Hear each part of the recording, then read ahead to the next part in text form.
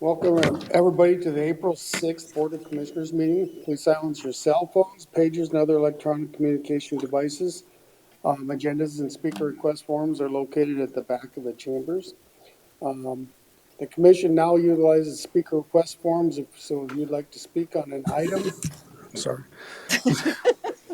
please complete speaker request form located at the bookshelf in the back of the chambers and return to Commission Manager Holly Hennies located at the lower right side of the dais.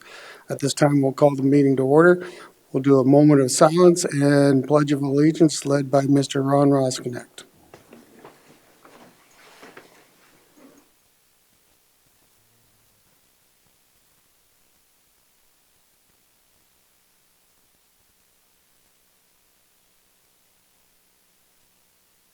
Thank you. I pledge allegiance to the flag of the United States of America and to the republic for which it stands, one nation, under God, indivisible, with liberty and justice for all. Thank you, Mr. Rosknecht. Next on our agenda is review and approval of the agenda. Is there any changes we need to make? Any from the public, any comment? Seeing none, I'd look for a motion for the approval of the agenda. So moved. Second. Moved by Hadcock, seconded by Rosknecht for approval. Any discussion? Seeing none, all in favor indicate by saying aye. Aye. Aye. Opposed? Motion carries. Next, we come to part of our agenda for an executive proclamation for the National Telecommunication Week, April 9th through the 15th, 2023. And I'll recognize Director Kevin Carley.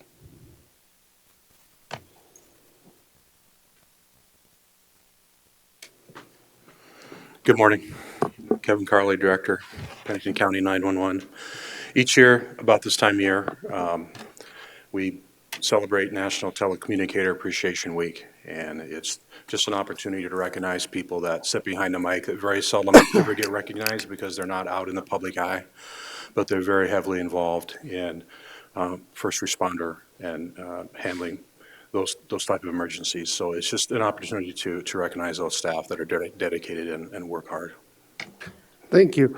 At this time, I'm going to have Ms. Commissioner Deb Hadcock read the proclamation. Thank you. I'd just like to also recognize the telecommunications team. I like feed them all the time, so they know that. Come on up. And I appreciate every one of you.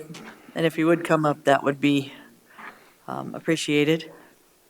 You guys work 24/7 for us, no matter what, rain, snow, shine, holidays or not. You guys are here for us, and we appreciate that as a commission and Pennington County. So we're going to read a proclamation for you all today in our appreciation for everything you do.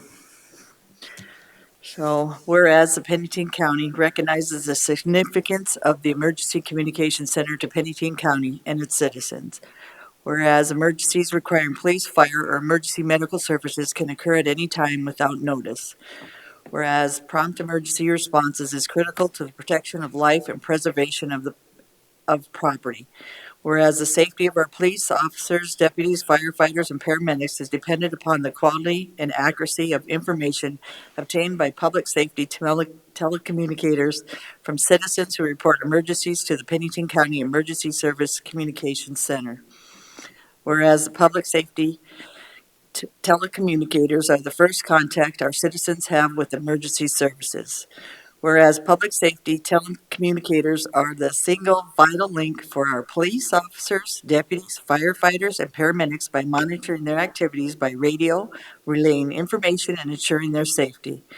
Whereas public safety telecommunicators of the Pennington County Emergency Service Communication Centers have contributed substantially to the apprehension of criminals, suspension of fires, and treatment of patients. And public safety, whereas public safety telecommunicators exhibit compassion, understanding, and professionalism during the performance of their job each day. and every day. Therefore, we, the Pennington County Board of Commissioners, Pennington County, South Dakota, hereby proclaim April 9th through April 15th, 2023 to be National Public Safety Telecommunications Week. Thank you all for your service to our community. Couldn't do it without you. Thank you. At this time, I'll just echo what Ms. Hadcock said. I mean, you guys, front lines, 24/7, rotating shifts, snowing, weekends. I mean, you have to even stay even longer when someone doesn't come to relieve you. You have to. And we know that, and we really appreciate that. And this week is probably one of the highlights of one of the things. You had to stay a little later to cover shifts because people may not have been able to come in. So it's greatly appreciated. And this commission really appreciates you. I didn't know if Ron had a comment. Mr. Chair, not everybody's here today, so could you pass on our comments to the other shifts that aren't working and let them know how much we do appreciate them and how much the county relies on them in emergencies? Yes, I will. Thank you. You guys want to come here?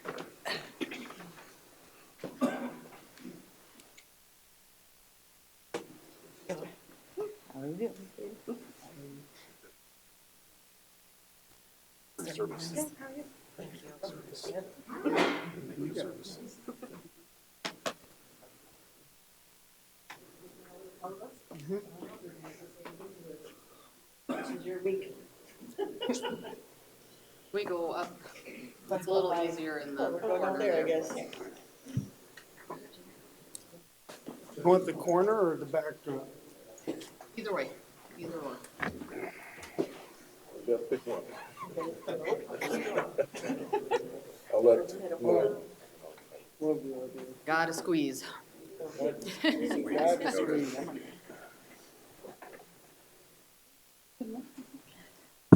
Who's shorter than me?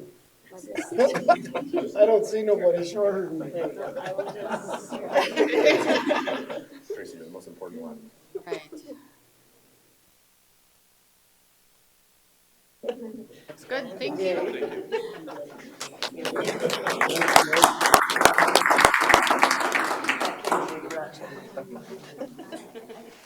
Try those hot chocolate bombs. They're awesome. They look good. Oh, you did?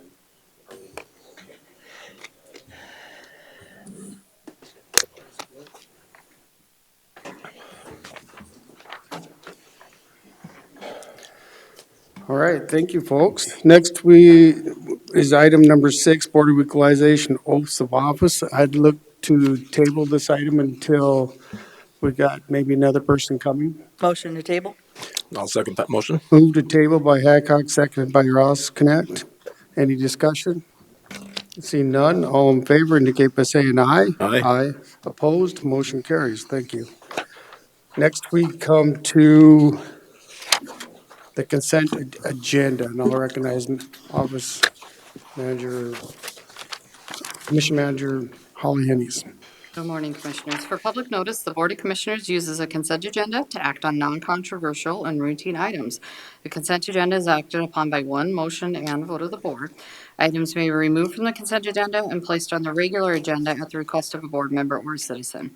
Today's consent agenda contains the following items: approval of the minutes from the regular meeting of March 21st, 2023, approval of the minutes of the special meeting from March 27th, 2023. Number 9 is to acknowledge the filing of petitions as application for incorporation of the proposed Cliffview Lane Road District by the voters within the proposed district boundaries. Number 10 is approval of the bid authorization for the courthouse third floor build-out project. Number 11 is authorize the chair or vice chair to sign correspondence to encourage the full reauthorization of PILT, which is payment in lieu of taxes going forward on behalf of the county.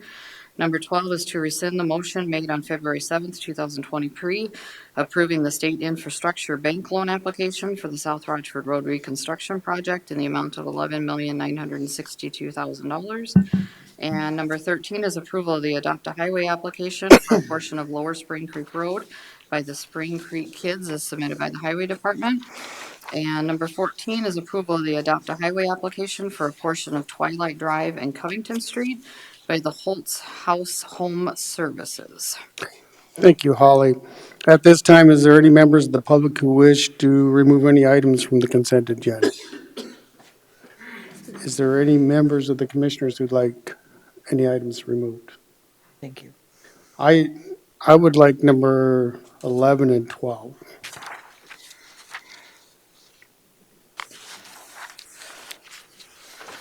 Motion to approve on the consent agenda excluding number 11 and number 12.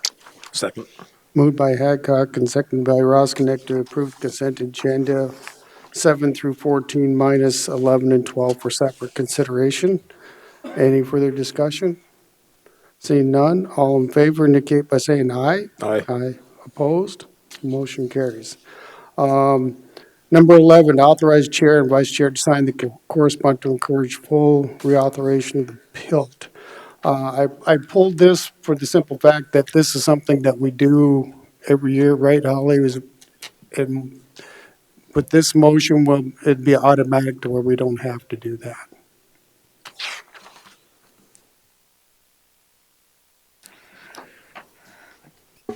What this motion would allow us to do is have the chair and the vice chair have the ability to sign any correspondence encouraging full reauthorization for PILT.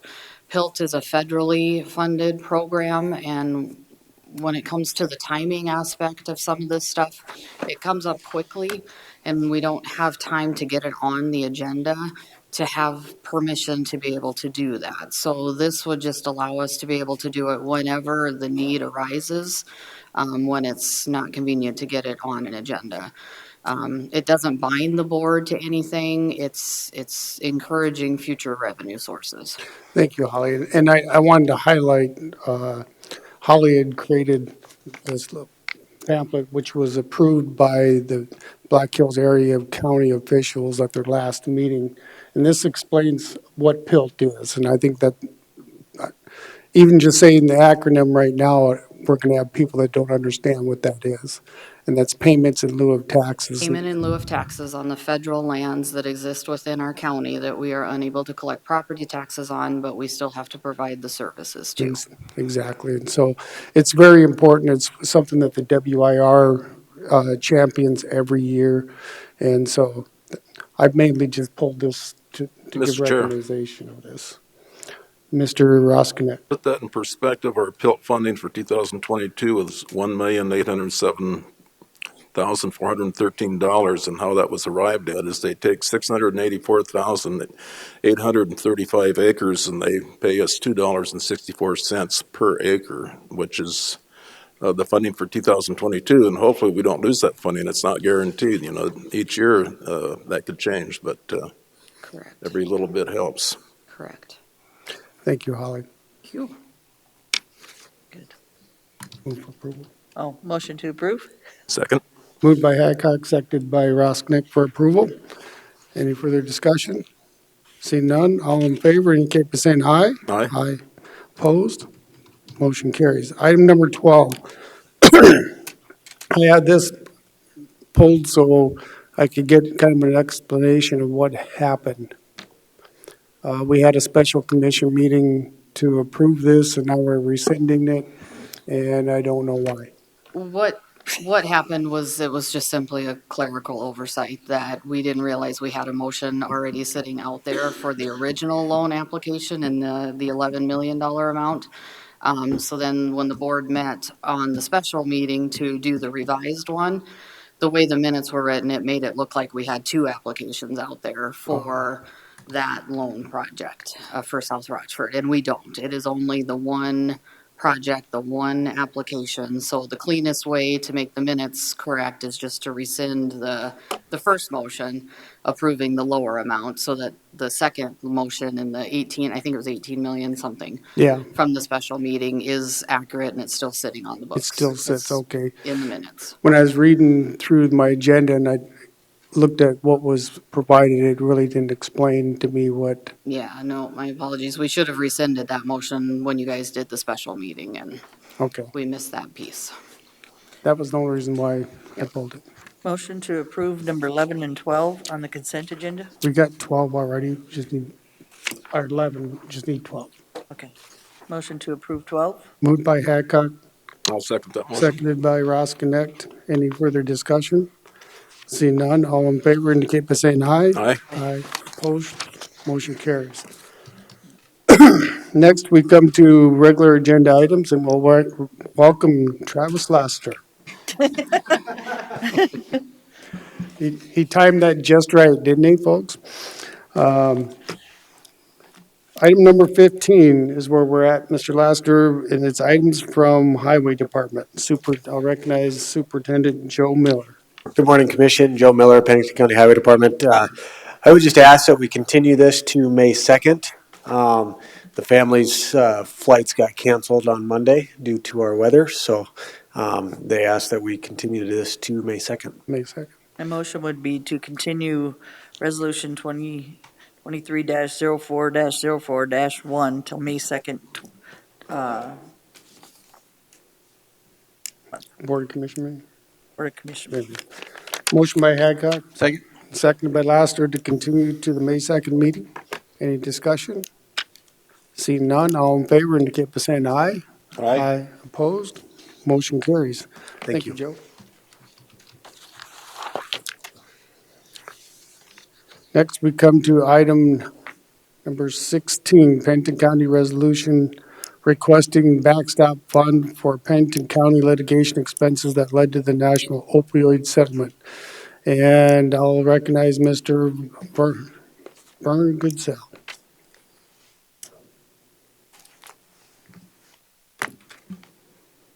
The purpose of this resolution has been discussed with you before, but just for the record, the purpose is to compensate Pennington County for the expenses incurred by participating in the multi-district litigation that led to the national opiate settlement. By way of explanation, Pennington County was the only subdivision in the state of South Dakota that participated in the litigation. There were two channels of litigation. One nationally was by the respective individual states, and the other one was a collective group of governmental subdivisions. In this collective group in South Dakota, Pennington was the only one that participated in that particular settlement. These two courses of action are different types of actions, one by the states and one by the subdivisions, were consolidated into the national opioid settlement. When it was consolidated, as a matter of public policy, it was felt that it would be inappropriate to award Pennington County and other counties that participated in it at the exclusion of all the rest of the governmental subdivisions, for the reason is that the opioid problem extended at the grassroots level to everybody. So it was extended in terms of benefits to all the South Dakota subdivisions. And they shared then equally along with Pennington County. Unfortunately, Pennington County, who led this particular settlement in terms of getting to the final settlement, wasn't paid any attorney's fees, and the vehicle for that was to cover the expenses of Pennington County, was going to be a backstop. On the first settlement, we requested a backstop, and that request wasn't fulfilled in the memorandum of understanding between the subdivisions and the state.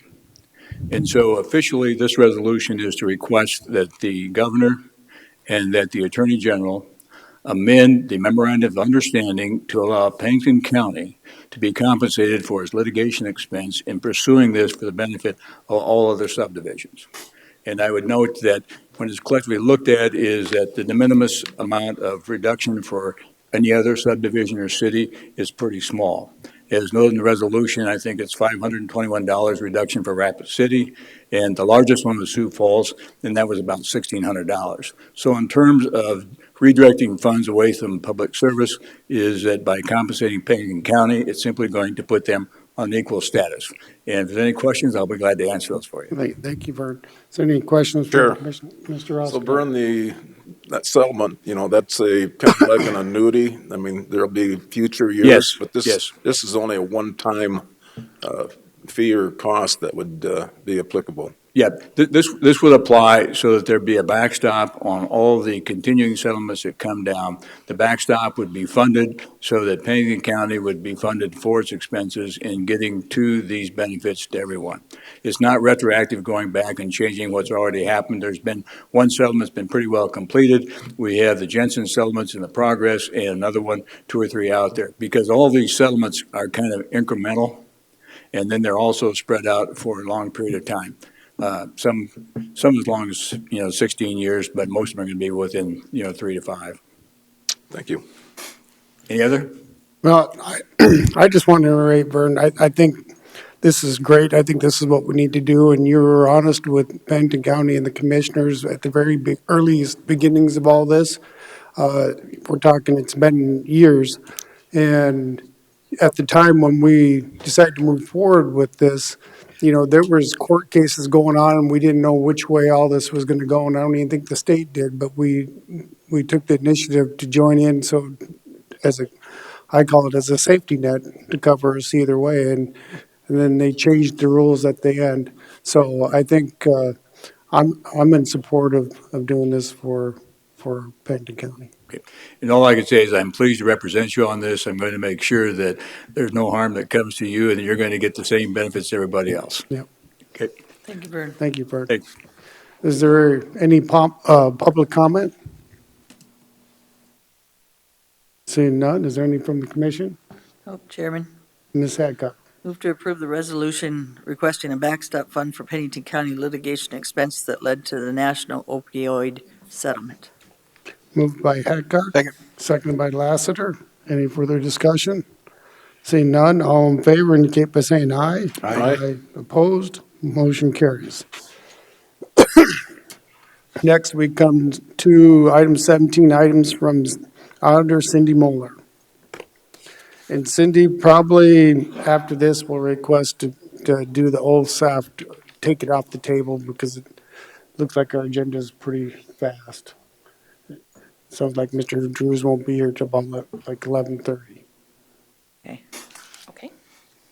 Cindy Moeller, Pennington County Auditor. This item for the operating transfer request was continued from your last meeting. Commissioner Hadcock had asked for more information. I gathered as much as I could, given the information that I was given from the departments. And I believe Commissioner Lassiter had also asked for more information on where the reserves were at the end of the year versus where my projections were when we were working on the budget. Were there any more questions that I wasn't able to answer in the memo? We did end up with a higher percentage in our unassigned fund balance, and that was due to the 10 million in the revenue replacement from the state and local fiscal recovery funds, the ARPA funds. Part of that was transferred already to the accumulated building fund to cover the purchase of the 900 concourse. The remaining is that $3,030,000 that I was requesting also be moved to the accumulated building, or to the capital projects fund, excuse me, to cover the cost of what we know we have for upcoming projects. And this is one-time funds. Yes. Okay. Is there any questions for Cindy?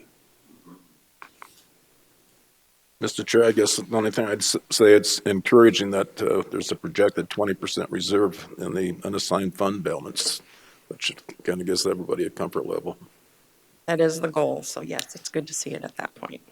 Thank you, Cindy. Thank you, Cindy, Ms. for looking up the information. I won't be voting to transfer to capital projects funds. I think there's a lot more we need to do in compensation and some other areas.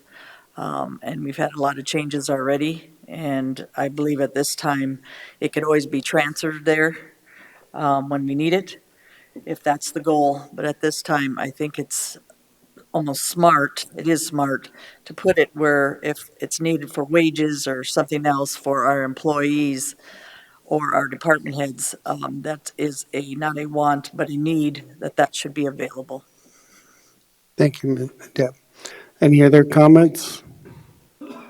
Mr. Lassiter. Mr. Chair, I didn't quite hear what you first started there, Commissioner Hancock. Can you repeat at the beginning? You said you will or will not support? I will not at this point. I think that at any time we can transfer it, if I'm correct, Ms. Cindy, out of general into, capital project fund, in the future. At this time, I don't think, that 3 million, should be transferred. Like I said, I think there's a lot of needs in the county right now and not wants, and I just want to make sure that those are met before we decide to stick it all in the capital improvement fund. Jim, follow up? I do have a follow-up. It's for Cindy. What's the impact whether we transfer it or not? How's that? And if we transfer it over, then it's obligated in one sense to that particular area. If it stays in general fund, then it's not necessarily obligated. Is that kind of how it That's correct. It sits? would stay in unassigned fund balance if we don't transfer it over to the capital projects fund. And the purpose for transferring it is that we do have so many projects on the horizon.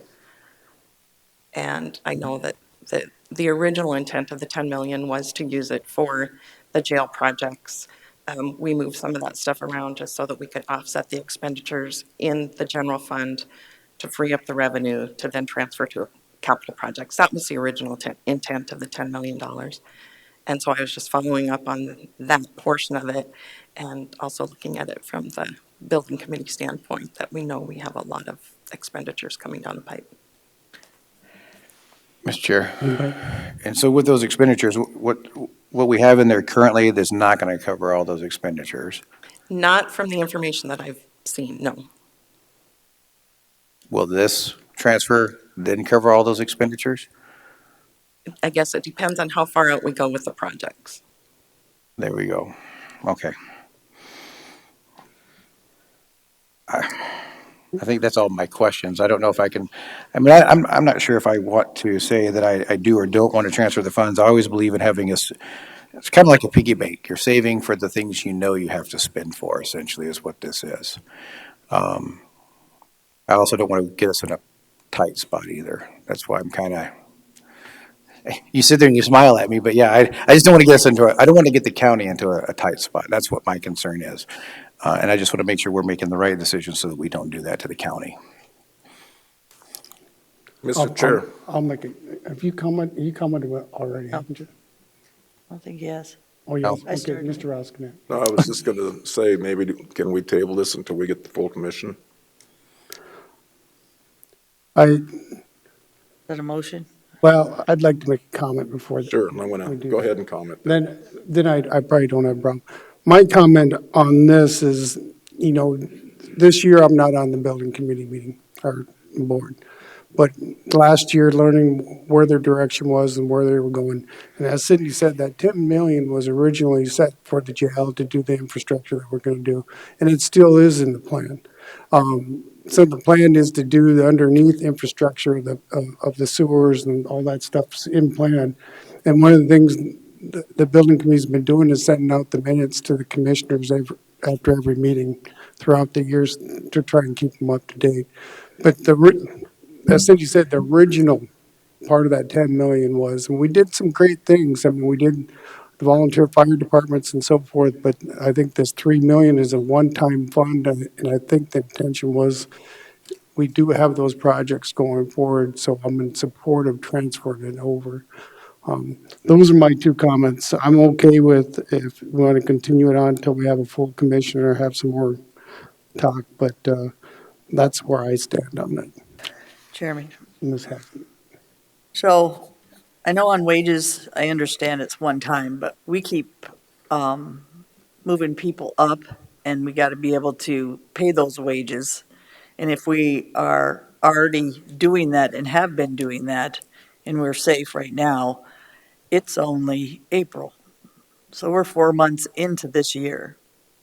So like I said, it's not going to hurt to put it in general fund. And I respect what you're saying, Miss Cindy, and I appreciate all the work you've done. But I also believe we are buying a lot of buildings. We are doing a lot of buildings. I supported the jail, and I always support the jail. But I think at this point, spending the money that we have for all the buildings we're having, I don't know for the future, you're going to have enough people to put in all those buildings in the first place. So I'll be up straight. I understand a 10-year and 20-year plan and what had happened here, but I think circumstances moving forward are going to change a lot.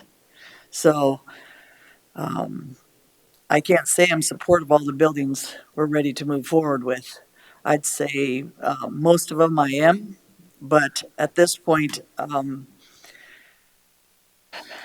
afraid myself, I'm going to be up straight, that filling those buildings that we're buying, supporting the maintenance, supporting all the things that go with buildings, let alone the employees to fill those buildings, is a huge expense for this county. And to not think about that, a have to is a jail. A have to is the infrastructure in the jail. We have still not done that. We bought another building because we're looking out 20 years. That's a great thing. But then we want to buy some more buildings. And then I keep saying, that's a lot of money. That's a lot of working class people, you guys, that have to support and pay this. And with the less and less people in the future that want to work, that's a lot of taxes that people are sucking up that are the working class. So food for thought. Think about it when you decide that buildings and your counties should be protected just because it looks great doesn't mean you can afford it. I've learned that in business a long time ago. So if you want to put this to your 3 million towards that, I will not support it. Moving forward, I will protect, hopefully, what's going to happen for our county for the future for 10 to 20 years and try to think a little harder. And I keep talking to economists. I went to Elevate stuff. I will keep doing that. Is recession coming? What are all the different things that we have to look at, like I do with my business, to protect my county?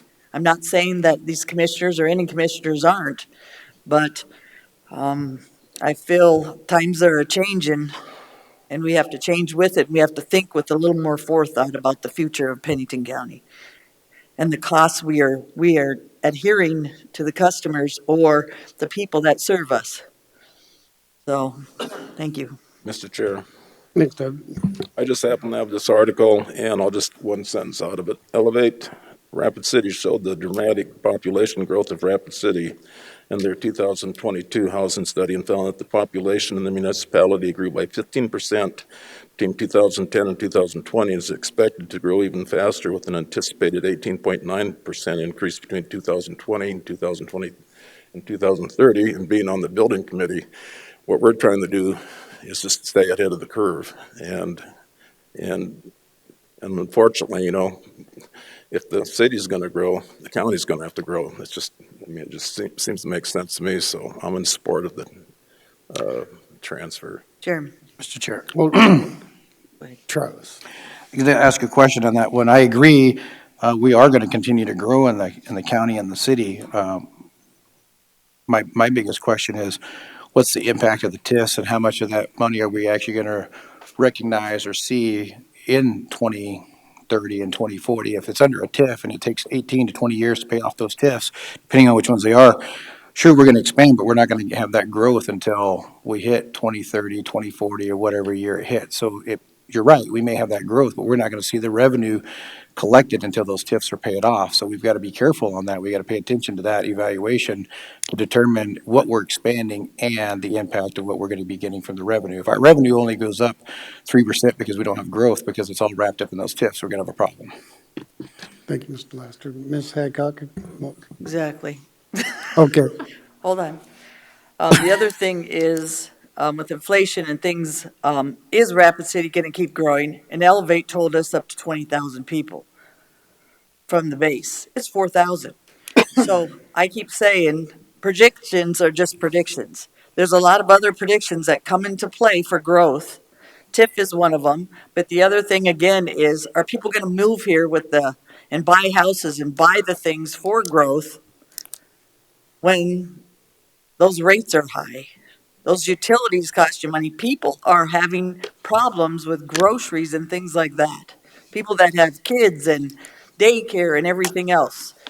You raise we can raise our rates up or raise our wages for our people, but the inflation keeps taking that extra away.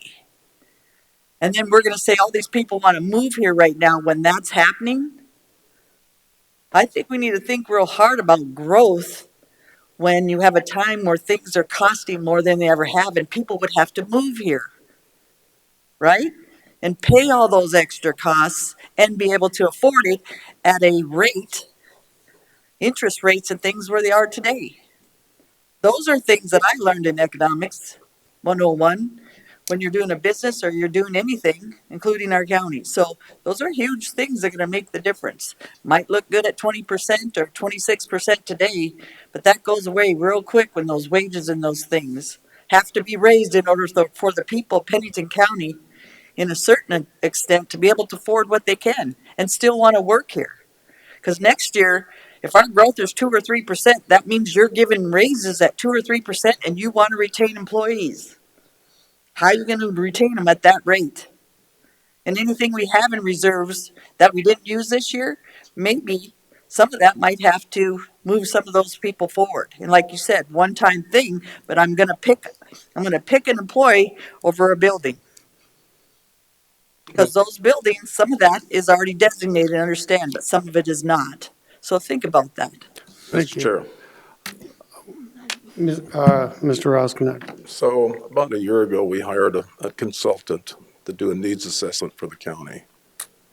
And based on the results of that needs assessment, this motion would support what the results of that needs assessment is. And that's why I've said it once and I'll say it again, I'm in support of it for that particular reason. Okay, I think it's pretty obvious where we stand. I think I would look for, what was your suggestion, to continue it till we have a full That would be commission? my motion, to continue until we got a full commission. Yeah. I'll second that. So we Table or continue Yeah. continue. till the next meeting. Yeah, we'll just continue to the next meeting. The next meeting, okay. That was your motion, to continue to the next meeting? Correct. And motion was made and seconded. Any discussion from the public? Any further discussion? No, it's continuance. Roll call vote, please. Hadcock, No, Roskinick, Yes. Lassiter, Yes. and LaCroy. Aye. Motion approved. It's continued to our next commissioners meeting. thank you.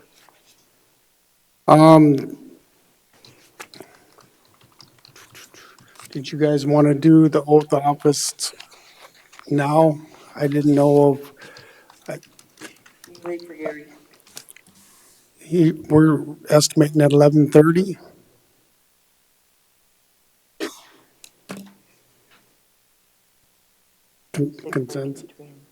Consensus, you want to wait till the end of the meeting? Okay, it's still tabled, thanks. Items from Buildings and Grounds Director Mike Cool, Senior Construction Project Manager, or Kevin Burton, sorry. Morning, Commissioners.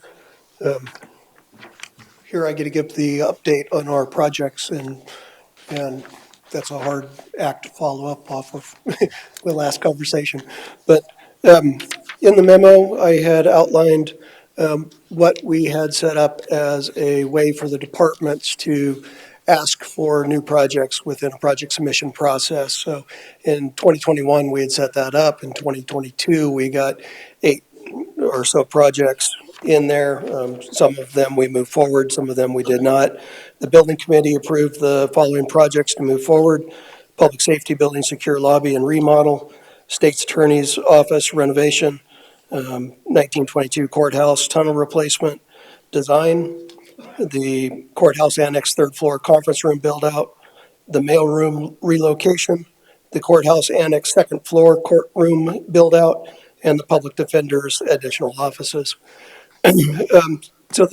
Wanted to give you all an update on where we were with these projects and what has happened because of the needs assessment that we had done just shortly in conjunction and after this. The public safety building, was for the expansion of the enforcement department of the sheriff's office and to secure the lobby so that it had security measures in place in case an active shooter or somebody like that came into that office. Well, with the needs assessment, we purchased 900 concourse. The administration building is going to move out there, which freed up space in this building for the sheriff's office and Rapid City Police Department to occupy this building. So that eliminated the need, the short-term need for that expansion in that area. So we reduced that project down to basically some bullet-resistant glass at the reception area, which we're still pursuing today. We actually have quotes for that, and we'll be installing them. So there's that project was greatly reduced, saved $400,000. State's Attorney's Office renovation. We added some cubicles to one of their large conference room upstairs. That bought them enough time so that they can also relocate to the public safety building based on that needs assessment acknowledgement. So they had a three-phase project. We initiated phase 1, phase 2, and 3 got canceled because of the needs assessment results. 1922 courthouse tunnel replacement design, we reviewed 95% plans yesterday. We will be coming forth asking for bid authorization on that in the very near future, probably by the end of the month, first week in May.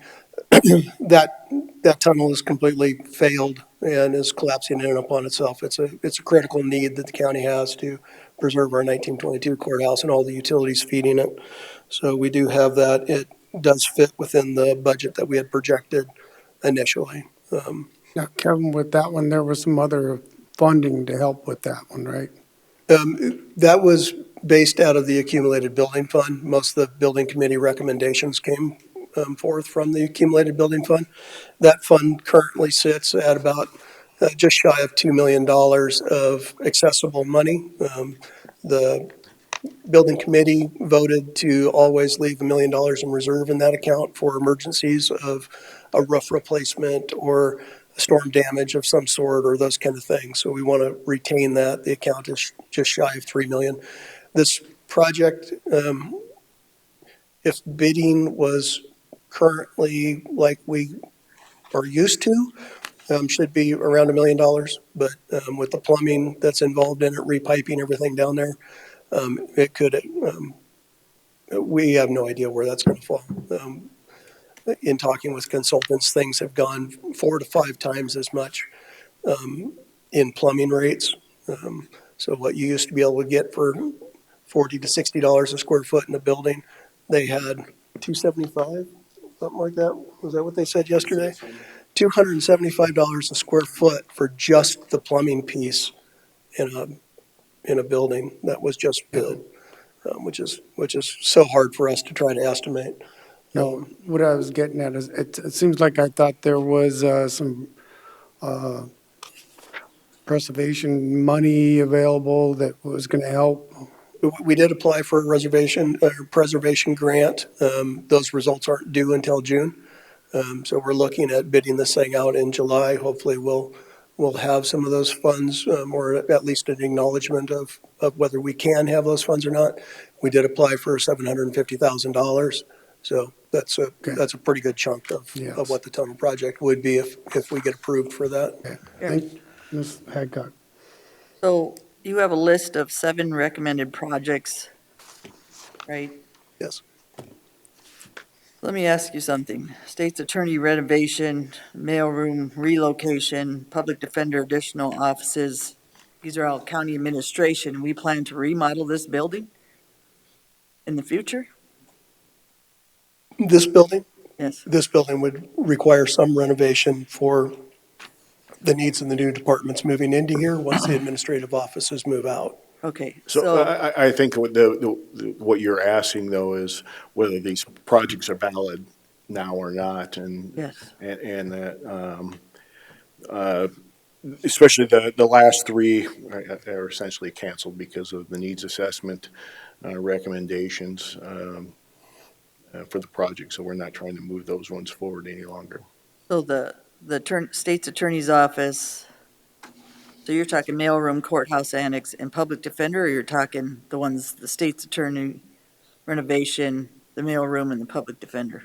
Ms. Hadcock, the Reader's Digest version is, of all of the recommended projects, the only ones we're recommending to move forward are the tunnel replacement and the third floor conference room for the courthouse. Everything else got put on hold or has been addressed in other means. Okay, that's what I was asking, sorry. I was gonna say, why would you renovate something that you might move later? Right. I was just giving a breakdown of what the projects were and where we're going from there Okay. on these, just to update everybody on the same page. And did you update any of these projects since then, except for those three? It's only the two that we're moving forward. Okay, two. Yeah. Now, we're going to spend like $10,000 on a piece of bullet resistant glass for the public safety building, which is a far cry from the 400,000 that was already approved for that project. The tunnel is our major undertaking. The courthouse conference room, we found there's a huge need for telecommunications, video conferencing type conference room at the court. Being our Seventh Circuit, they interact with lots of legal authorities throughout, and they have to go to one of their courtrooms in order to do any kind of video conferencing. So That's something that, a lot of that stuff that we do for the court system's mandated, which I totally understand, Kevin. Thank you, and then those are the two projects we're really focusing on moving forward. I'd like to thank Mike and Kevin for meeting with me and Holly. Thoroughly went through a lot of the projects, said I would meet with them just to be updated. Again, the costs are 4 to 5 times where they should be, and I don't see them getting any better. That was my point with some of the 3 million as well. Again, not in favor of all the projects that are on there. For me, I don't think that bidding is going to go very well for us in the future. I don't think it's going to get any better. The costs are going to go a lot higher, and that funding that we made for all those buildings and to remodel and get where we need to be. Some of it we can make do, I understand, and you have done that. You two both have been very conservative on what you're trying to do, and you have worked very hard. So I won't discount that ever, because I do trust both of you. I don't always agree with what we come up with in the end with a group effort, because like I said, I just have a little bit different feeling on buildings than I have some of the other stuff. It has nothing to do with what you guys have done in the work. The people that did the 20-year plan, that's great, that is their job, but we have to be able to afford what they are saying. What happened last time on this building is we had commissioners that said we couldn't afford, and I understand that. 10 to 15 years out, and how many years are we out? 7? And that was the need because they decided to cut corners, and I know that Mike was involved with that. I'm not willing to cut corners. What I'm willing to do is cut buildings so those corners aren't cut for the other buildings and for the people that serve us. So, you've done your due diligence, but $54 to $62 million is a lot for Pennington County to suck up at this time. Even though we've got bonding and other things, you have to pay that bonding back on the backs of your taxpayers. And it might sacrifice other people's budgets and stuff over that as well. So for me, you know me, I might change my mind based on information and facts, which you have provided me. But right now, I'm not seeing by this budget and what's happening in our economy that I'm in full support of all this. So you guys, again, I have always trusted both of you, and you know that to be a fact. But that doesn't mean I trust what's going to happen in the future for in our economy. And by the way, when we went to the economist, he said probably Pennington County would be hit probably on a more of a lower level because of what we're surrounded with. We're not surrounded with a lot of the bigger cities and different stuff like that, but it will still affect us for the future. That's my worry, is that we're getting ahead of the game in one sense, which is really good because we want to think out, but we got to be able to take that and put it on the backs of others besides ourselves, even though they're great ideas. Well, and I completely respect that point of view, and I certainly don't want to take anything away from any employee of this county. But a few things I'd like to mention about the needs assessment is that was based on all historical data and this area has never stopped growing. Right. So we've had a consistent growth curve the entire time. So this is all based on factual data that we've had, not a projection of what future growth is going to be, but how we grew from way back when till now. And that growth projection has been a steady curve, and that's what they based their estimate on. They might have shot high in a couple areas, but they actually gave us a range in both areas. So that growth curve remains consistent. In the needs assessment, they determined that we needed around 140,000 square feet, and I'm shooting from my hip here, from my memory of the knowledge. We bought one building that is 76,000 square feet. So just to meet the needs going forward, we're still short considerable amount of square footage. Employees need a nice place to work. If you cram them all in like sardines and take advantage of space that we have just because we want to pay them more, they still might not like that. I mean, to move people from offices to a big crowded room and little tiny workspaces, that may have an effect on an employee's well-being and ability to be able to perform their job and stay with Pennington County as well as wages. So I don't discount that as well. We, in our original estimates from the needs assessment, all of the options that they found to find our to meet our needs were in the 120 to 140 million dollar range. And we have struggled and tried very, very hard to find resolution to still meet that need for half that cost. And I think we're getting there. That may involve buying additional real estate, which is a heck of a lot cheaper than building today. But we're still way short of that 140,000 square feet. Well, I would ask Kevin, for the future, that's a buildup growth. That is not something that has to all happen today. We also have a building out there that's really big that can be added on. We actually have another lot out there that can be used. We also have lots of empty buildings out by us out there that we are deciding today that nothing's going to come open in the future and that we need that today. And what that's going to cost us. I understand your needs. I understand the growth. But you have a building, and if I'm a business person, I'm going to build and grow. And I'm going to have that property to do that. When I looked out there, there is room for growth out there, even if we have to build.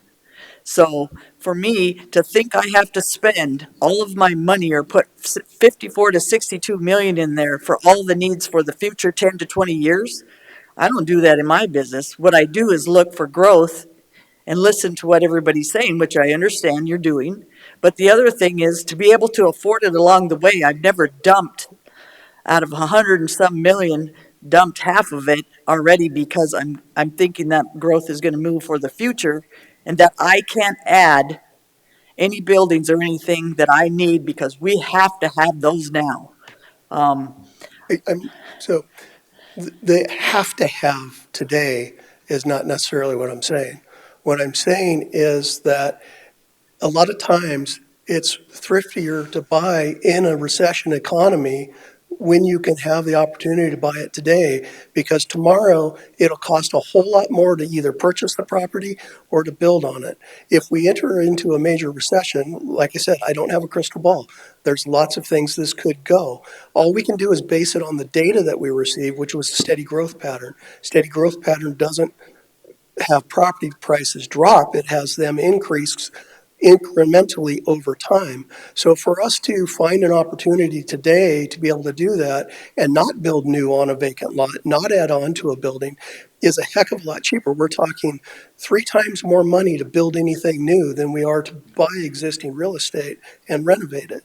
So it's thriftier today to do something than it will be tomorrow in the future planning for those needs.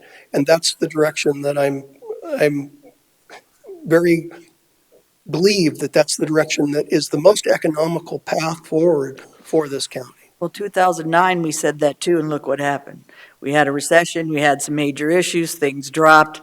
Now COVID has set us in a new direction in some senses. You're saying that in the next 10 to 15, 20 years is not going to happen. We should just keep moving forward, buying buildings, doing things, so we are ready in case that happens. Well, taking your example, in 9 years, we've outgrown this building.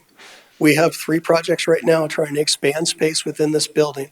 The state's attorney has lost their conference room because they've stuck employees in it. So this building no longer has room for the people. We've canceled the projects for the sheriff's office because their enforcement department is growing with the population of Rapid City, and they can't put all their officers at a workstation. So we've got to find space for the people. If we move the administrative offices out of here, it still doesn't stop the growth of fire and EMS and dispatch 911 and the sheriff's office in the Rapid City. It does meet those long-term needs in this building, but we still have needs of the other departments that continue to grow. So if we're already out of space today, how do we not expand or look at possibilities for that future growth? So what happens when employees drop at 10 from the different departments, 4 in some departments, 5 in some departments? And we keep saying we have a needs assessment, but we can't even fill up our buildings with people in order to hire them. We think in the future that's going to fill up because that's what we're guessing to, just like buildings. So are we adding more buildings than we need for people that is going to be able to serve in Pennington County? Because we're finding in every business, everybody knows that in every business, they are not being able to find enough people to serve. They have to be constructive or what's the word, innovative. We can't do that as government. I think as Kevin's been already explaining, I think is that we are trying to be very innovative in how, right now, and we're trying to find a way to be able to address the needs that have been identified for half the money that was projected for trying to build everything. So trying to find a way to buy that. And as he's indicated that, purchasing buildings right now is cheaper than building buildings. I can You have legitimate concerns in regard to of what's going to happen. We don't have that crystal ball. I can tell you from what, as Kevin's explained a little bit, every time the county has done any type of study or projections or anything, the county has exceeded those projections every time. Hit those marks a lot sooner than was expected. That's what we have to go from. What we are trying to do is figure out how to solve the needs based on the data that we have in the most cost-effective manner that we can see, and that's what we're trying to begin to bring forward to the board. Mr. Chair. And I respect that you are doing that and that is your job, but it's my job, I believe, for me, not 5 commissioners, just myself, is from what I've seen from government and what I've seen from business, this is not how you do it. You have to think that with the employees dropping and the things, all those pieces and parts that are happening, your job is to fit the needs assessment, and you guys have done that, and I respect that. But it's our jobs to protect our county and our employees and our citizens to make sure those needs are met in every way for service, as Ron says, which I can respect that, but also that when you're moving that, you are putting that on the backs of the taxpayers. And that's also, when I run my business, I got to be able to afford it. I'm one of those what ifs, and it has protected me and moved me forward in everything I've done. And in this case, you guys are playing it in a what if in a certain point with your buildings, but I have to do that as a commissioner in every sense that we have, in every piece and part we have in Pennington County, not just buildings. It looks grandiose when we start spending on buildings like we are right now. And then look what happened to the school system. Those taxes are 53% of us. All those buildings and their needs assessment, same thing. Look where our budgets and where those taxes are today, and those property taxes in order to protect them. They think it's us. And it's not. We are only 26% of those property taxes. I understand. And Okay, just for I'm record, going to reel this in a little bit. But I think this is informational. It's not for we're not voting on anything. We're- So we had, Ron was next. Mr. Chair, all I want Ron, to, excuse me, Deb, was you finished? Yes, sir. Okay.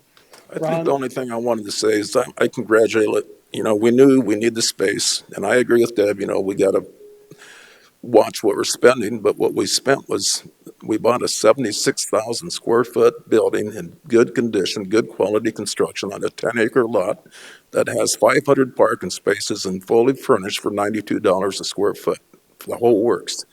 If we had to replace this building today, it would be in that $250 to $300 a square foot. So to me, we're looking out for the general public by being thrifty and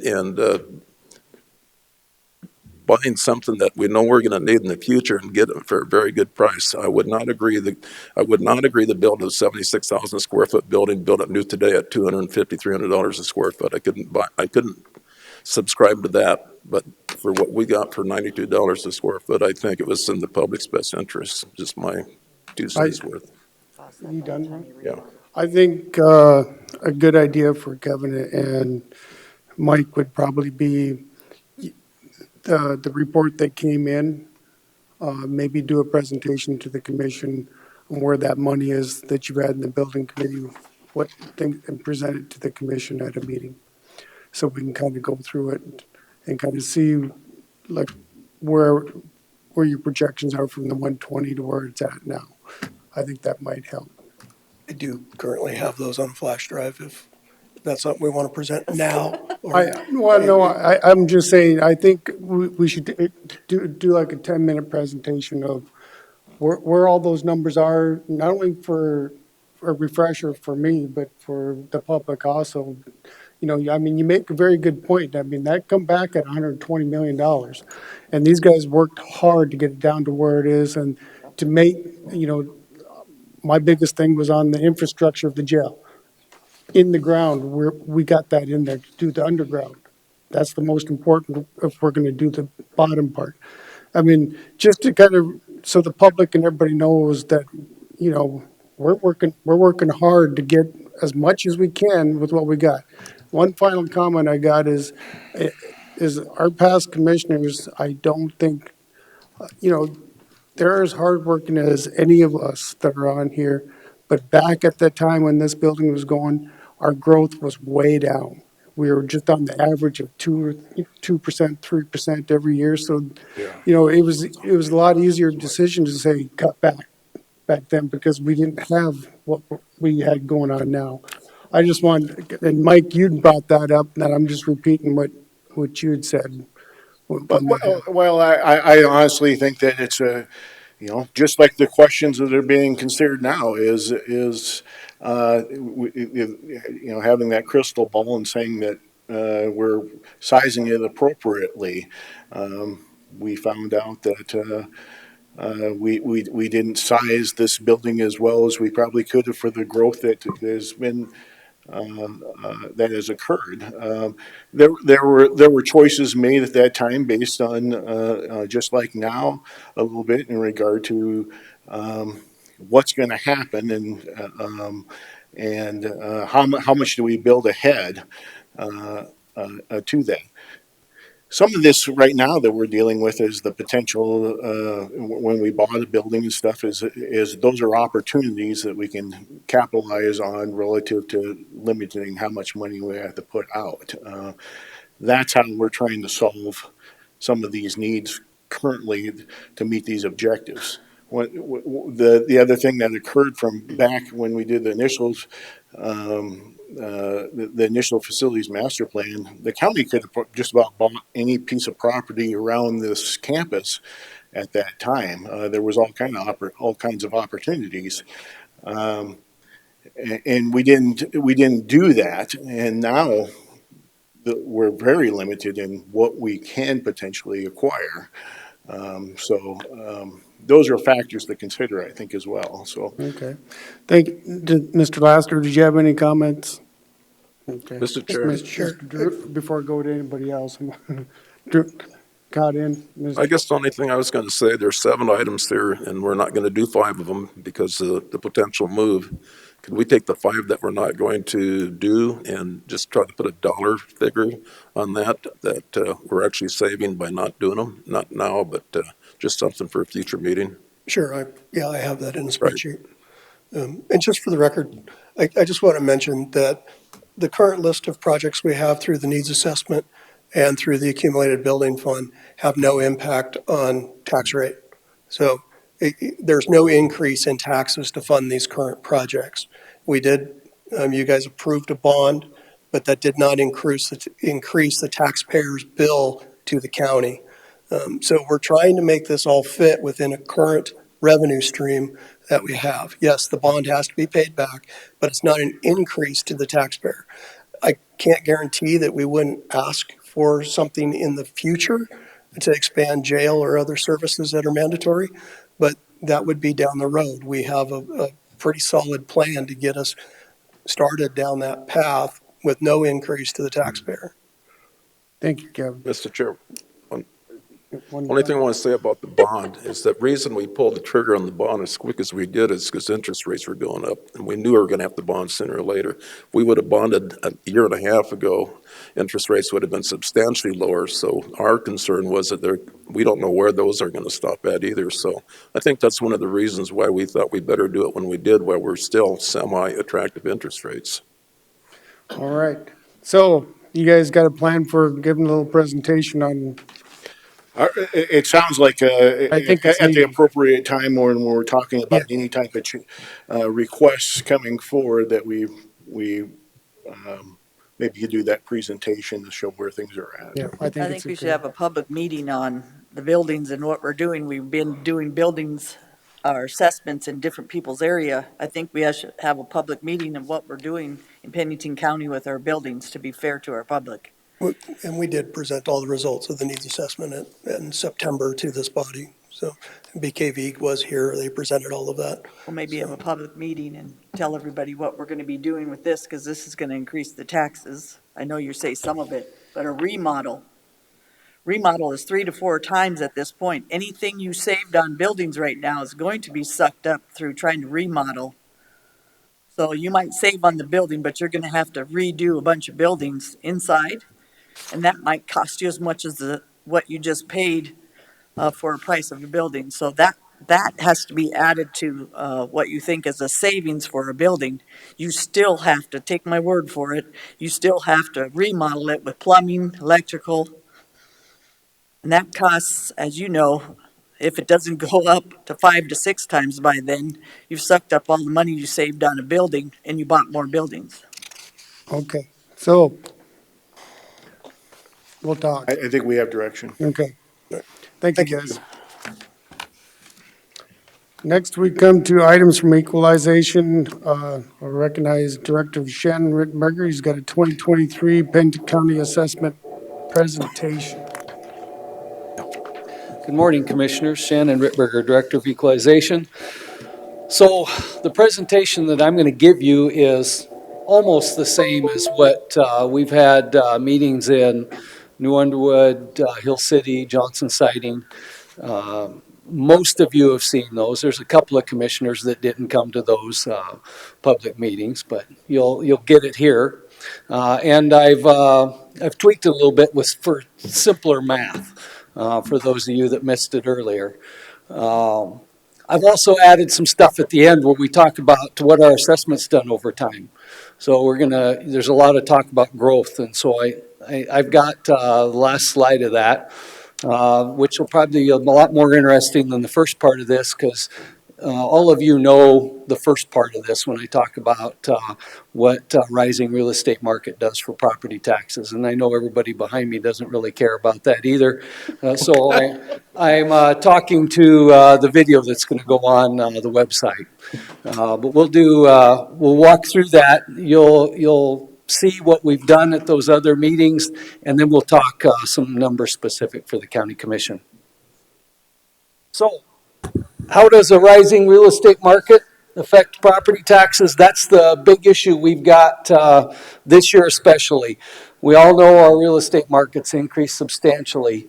The last 3 years, we've seen sale prices of properties go up a lot, and there's a huge concern out there that property taxes are going to go up because the typical person assumes that if your property assessment goes up 10%, so does your property taxes. And that's not necessarily the case. I've included this slide. It comes from some federal agency where they say that home prices in South Dakota have increased about 15% over the past year. But the real point of this slide is looking at that graph there, that trend line. What is it, about 30 years, looks like? And really looking at what that trend line does at the very end. Our real estate market had gradual increases for the past 30 years, but the last couple of years, it goes straight up. And that's really the point of this slide is to see what's happened the last few years. When I'm talking to people that don't understand the process, I start with the assessment and tax process and the steps that happen. The first step is we have to appraise all property at market value. State law in South Dakota says that all property is assessed at market value, what you could expect to sell it for. So that's the first step. We have to put a value on all of the property. Then we have the appeal process that finds the things that we don't know, and there are some assessments that are changed through that appeal process. And then the commission, starting Tuesday, is going to approve or deny all applications for exemptions from property tax. There are properties that are exempt from property tax, charities, churches, and such. When all of that process is done, then we know the total taxable valuation that we can collect property tax from. That's the first step. The second step is to set the levy request for the taxing entities. In Pennington County, there's over 200 taxing entities. The county is just one of them. All of those taxing entities are required to hold public hearings to set the levy request. I keep saying budget, and I get corrected by the county auditor. They set their levy request, how much money they want to collect from property taxes. All of them have to do it, road districts, ambulance districts, school districts, the city, and they set that amount that they're going to collect from property tax. It might only be a portion of their total budget. The county's budget is only part from property tax. The city has sales tax, so property tax is only a part of their budget as well. The first step, we set the total taxable valuation that we're going to collect property tax from. The second step, we set the levy request, how much taxes we're going to collect from that. The third step is to calculate the levy. And I want to point out that the levy is just a simple mathematical result. We have this much taxable valuation, we're going to collect this much taxes from it, and the levy is just the mathematical factor that gives us that much tax. The fourth step is print and mail a tax bill. How property is assessed. So as I said, state law requires that all property be assessed at full market value. Some people assume that property is assessed at a percentage of market value. The law requires full market value. The best indication of market value is what comparable properties have sold for.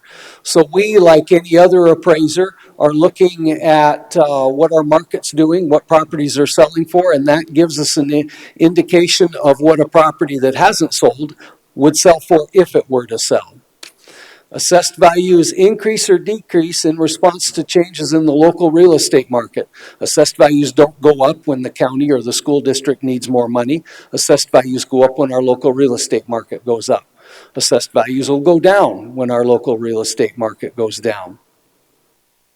We have to appraise over 50,000 properties every year. So we use mass appraisal procedures. We use mathematical models. That is the most efficient way to appraise that many properties in a year, and it's also the most consistent applied across all of those properties. When we're done with our appraisal, the measure of accuracy is a sale ratio study. And this is something we do in our office, and it's the same thing the state does when the state audits our office. We compare assessed value to sale price. If a property is assessed at 90,000 and it's sold for 100,000, then it's a 90% assessment ratio. And when we do that over 2,000 times on all of the properties that sold, we get a good indication of how accurate our property assessment is. And in Pennington County, our assessment tends to be 96 to 98% of market value every year. Our overall assessment is very accurate. The levy request. So when I say the levy request, all of those taxing entities, they meet and they hold their budget hearings and they decide how much property taxes they are going to collect within their own tax district. The board of every single one of those taxing entities decides that. They make that decision, and that's where taxes are determined. Taxes are not determined when assessed values go up or down. All of those boards meet, the county, the school, the city, and all of them, they decide how much taxes to collect. They're public meetings, they're open to the public, and when I've been out in Johnson Siding, Hill City, and New Underwood, I've said the public should attend these budget hearings. The county has several budget hearings. A road district might only meet once and make that decision, but all of them are public, and anybody can attend those, and the boards of those taxing entities would appreciate public opinion on what to do with the budget. And what I've said, when you attend a budget hearing, don't show up and say, do more with less money. Show up and say, don't do this to save money. Because when a board of a taxing district's looking at their budget, they can't just with simple economics spend less money and do the same thing they have in the past, but they will take advice on what not to do to save money. You might see some people at your budget hearings, maybe. I have said at all of these meetings that nobody ever comes to these budget hearings, including the county. And I don't know so much about the city or the school district, but some of the smaller tax districts, nobody goes to those either. Okay, so we all know that budgets or levy requests, as the auditor calls it, are restricted by state statute. Those levy requests can only increase by 3% or the consumer price index, whichever's less. So whatever was collected last year, this year it can only be 3% at most, more than whatever it was last year. When that taxing entity raises their levy request by that 3%, that is an increase in the levy, an increase in taxes to all of the taxpayers. The taxing entity can also increase their levy requests by the amount of taxes paid by new growth, and that's why growth is so important to all of these taxing entities. A home that wasn't there last year is on the tax roll this year and is paying taxes, so the taxing entity can increase their budget by that tax amount. The theory is that the more new growth we have, the more demand for services there are, so the taxing entity should be able to raise their budget by that amount.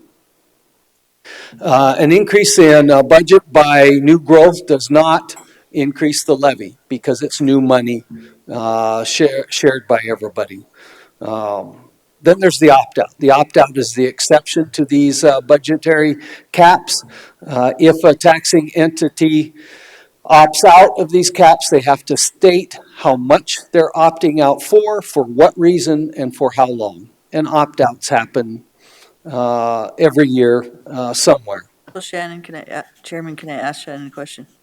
Okay, so we're only 2 to 3% growth this year, but we grew 7 million in new growth, or 368.7 million in new growth. How come our percentage is so low to 2 to 3%? We'll get to a slide, it'll show that more. So our growth is more every year, Right. but our total assessment is also more every year. That growth percentage has been hovering around 1.5% to 2% every year. The TIF districts are taking a chunk of that, an increasingly larger chunk, and it's about a third of the new growth that we have right now is within a TIF and not available for the budgetary raise that I'm talking about here now. And I get to a slide, I'll point those numbers out. And I appreciate that. So when we TIF, it's about 35% of our growth, which hurts the Pennington County, which we've been saying for years, by creating and the city creating more TIFs. That's how they're affecting the county. Not only the county, but every tax Well, district. yes, that's true. Yeah, every I tax apologize. district. And you mentioned the city and a TIF. The city's budget is heavily reliant on sales tax. When growth happens, there's an increase in sales tax, so the city's budget is not hurt so much by the loss of that growth revenue.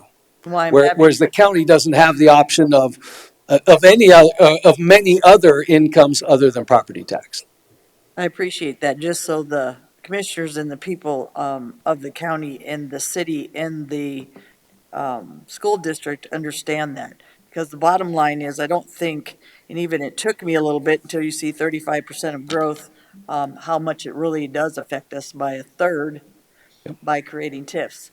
In the long run, if you can hold out for 15 to 20 years, and your growth is not going to be affected by all those TIFs, it's a little different, because then those property values on those TIFs are going to be 10 times as much. But in order for the county to function, if we keep doing it, we're going to keep being affected by adding more and more to it and not taking more and more away. So bottom line is, that's where we're affected by our growth, is that if we keep adding more, we're never really taking any away.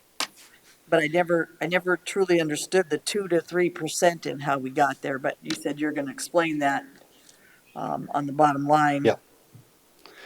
I'll also add, you mentioned the school district.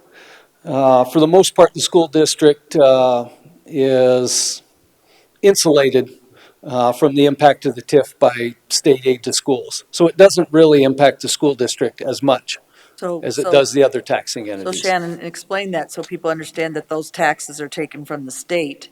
If they do not collect enough, the state has to make up for them. Am I correct? That's right. And that's all I know about it, so I'm not going to explain any further. Well, that's why I'm saying they're not hurt, and if we're hurt, nobody's gonna pay that. Yeah. The state's not gonna suck up anything that we over budget or what we do with, in Pennington County. So that's pretty big. The school district is insulated from the impacts of a TIF on growth through state aid. None of the other taxing entities are. So here's some formulas on how assessed values and property taxes work. Your assessed value times the taxable factor equals taxable value. Taxable value is what you see on your tax bill. Assessed value is what you see on your assessment notice. Want to focus on that middle formula of the levy request divided by total taxable value equals the mill levy. The point of this particular slide is to show that the mill levy is just the mathematical request or mathematical result of total taxable value and a levy request. The levy request is the accumulation of all of those taxing entities saying, this is how much we want to collect in property tax. The total taxable value comes from my office. This is the total valuation available to tax. And we have the levy request here. The auditor just simply does the math to calculate the levy. Nobody sets the levy. Nobody decides the levy will be this much this year. The levy request, yes. But that mill levy, no. The mill levy is just a mathematical result.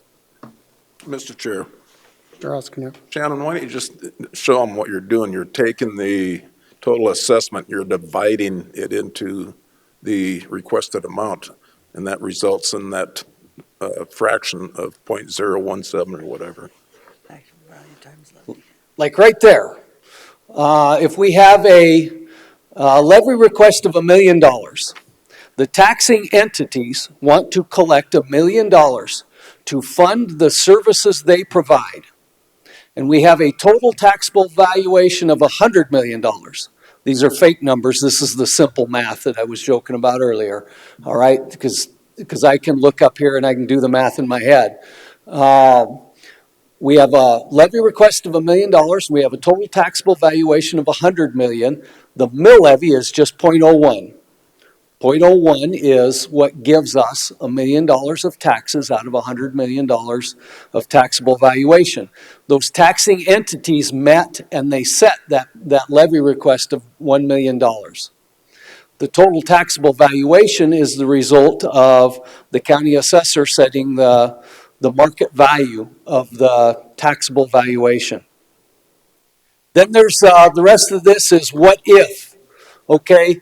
What if that $1 million total taxable value is doubled to $200 million? What happens if the total taxable valuation goes up, but the levy request from the taxing entities stays the same? Nobody wants more money, any more money than what they wanted last year.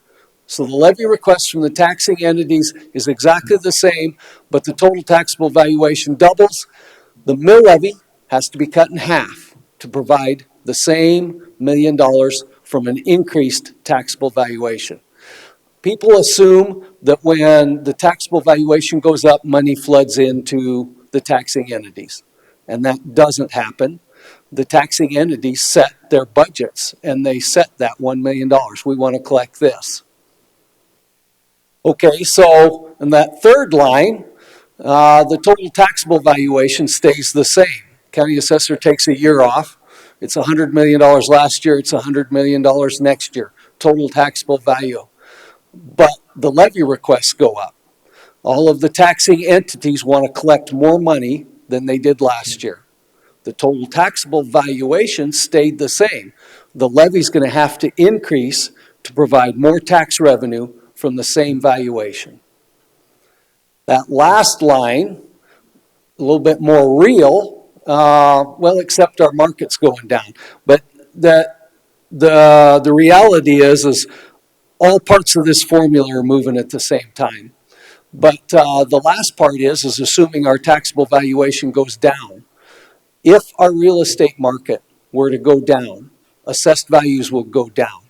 And a lot of people don't think that will happen because our market's been going up for 30 years. But if our real estate market went down, assessed values would go down. And in this example, total taxable valuation was cut in half, but the taxing entities wanted to increase their levy requests. The taxing entities still have to provide the same services they've provided before, and more maybe. Even though the taxable valuation went down, the levy has to go up substantially to provide more tax revenue from a lower taxable valuation. Here's a single property. And these two slides here came after working with Commissioner Lassiter, especially this one. This is a single property. Tax bill is $2,500 on a $250,000 house. The mill levy is .01. It's the same math. If the assessed value of that $250,000 house doubles to $500,000, but the levy requests from the taxing entities stayed the same, the mill levy will go down to provide the taxing entities the same money they needed, even though the valuation went up. This works if this property doubled in value and so did every other property in the county. If this is the only property in the county that doubled in value and none of the others did, it wouldn't work this way because this is assuming the macro picture. The levy is countywide. And that third line, assessed value stays the same, but the taxing entities want more money. The levy goes up to provide the taxing entities more money. The whole point of this is taxes are decided when those taxing entities set their budgets, their levy requests. And whether assessed values go up or down, those taxing entities still have to fund the services they provide. In that last example, even when the taxable valuation goes down, they still have to provide the services that they do. We can't assume that if assessed values go down, there's less money for the government. The government still has to plow snow, put people in jail, do whatever the government entity does. Taxes increase when budgets increase. If assessed values don't change but budgets increase, taxes will increase. If assessed values drop but budgets increase, the levy will increase to provide more tax revenue from a smaller taxable valuation. A significant increase in the market does not result in a windfall to the taxing entities. Property taxes are budgeted based on the cost of providing services, regardless of the change in the assessment. Now that says a significant increase in the market, which is what we've seen in the last few years. We talked about the caps on the budgets of the taxing entities, that 3% plus new growth. Our market has gone up far more than 3%. 5 years ago, 10 years ago, our real estate market was going up in those small amounts, 1 to 4 or 5% a year. Our market has gone up far more than that in the last 3 years. So the levy has to go down because the taxing entities can't raise their budgets as much as what our market has gone up. That last sentence is important though. Property tax changes on individual properties will vary based on the difference from the average assessment change. There are some properties that go up in valuation more than others. And that's important. It's especially important in this year where we've seen, in the last few years, where we've seen our market increasing more in different locations. We all know our general real estate market's gone up, but it's gone up more in some places than it has in others. And I'll have a couple of slides that show that. This just gives you an example of what the average residential assessment in Pennington County did this last year. The average residential assessment went up about 25% over last year. Agricultural property increased about 3%. That's based on a productivity formula. This has nothing to do with market value. Commercial property increased on average about 13% over last year. But it changes differently in different locations. And this is especially important when we met in Hill City and Johnson Siding. As you can imagine, the real estate market is higher in Wall this year than it was 5 years ago, but it's a whole lot higher in Hill City than it was 5 years ago. We see that home prices. Home prices in Wall are a lot more now than they were, but it's greater in the western end of the county.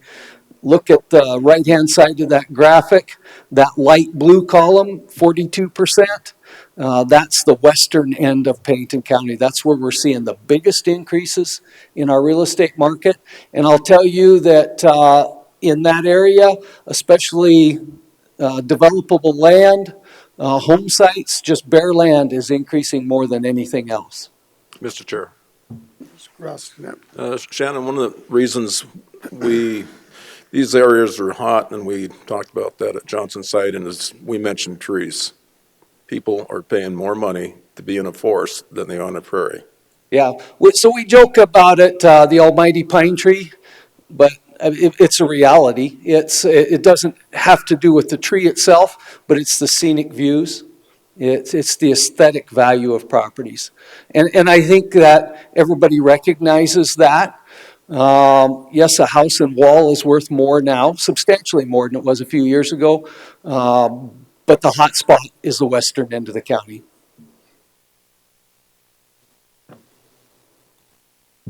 Okay, so when we had these meetings at those different locations, we included a few slides that show the county's budget.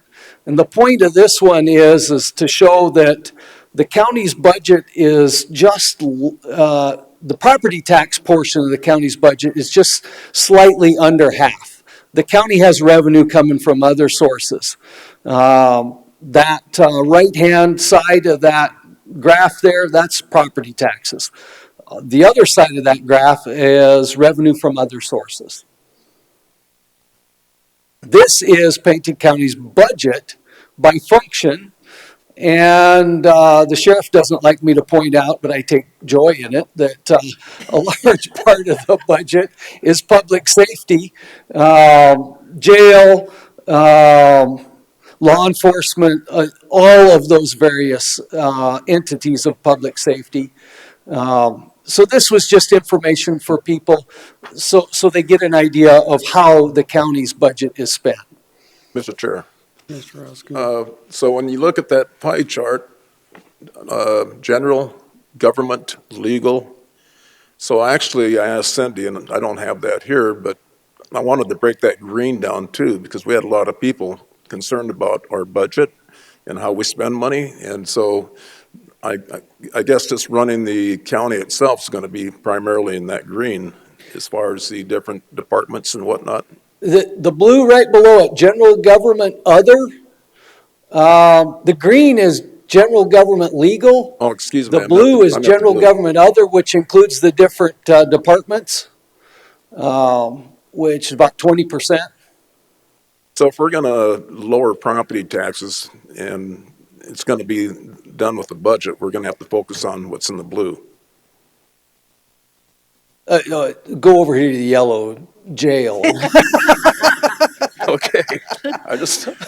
So when I talked at those meetings, I encourage people to come to a budget hearing and point at that and be very specific about, don't do something.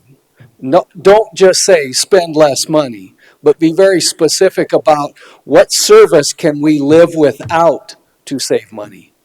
So what part of this pie chart, but then even more specific than that, what in that part of that pie chart? Exactly. The problem with that though is I can stand here and tell you that I don't think you should do that. And then somebody behind me says, I want that, don't do this. And there's the argument you guys have to face. Okay, so we always talked about this at those public meetings, the elderly and disabled assessment freeze, because we get a lot of questions on this. So this is a tax reduction program in state law. It freezes the residential assessment of an elderly or disabled person who became 65 years old or disabled. It doesn't do much if you're 66 years old. It freezes your property assessment at whatever it was last year. But if you're 95 years old, it freezes your property assessment at whatever it was assessed at 30 years before. So it progressively gets better. And when our real estate market is going up as much as it is, it doesn't take very many years to be a substantial discount. You have to be 65 years old or disabled. You have to occupy your home for at least a year. The home has to be valued at less than $317,700.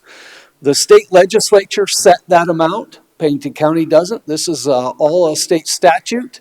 So the legislature decided that we can have a tax reduction program like this, but it's only going to apply to people that meet these qualifications. We hear a lot of complaints about that $317,000 home value.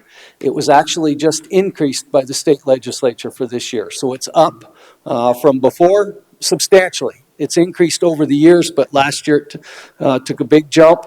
And it is just about what the average home is worth in Pennington County this year. depending on who you talk to. The average home in Pennington County is about $360,000. So that maximum value is just under what the average home in Pennington County is worth.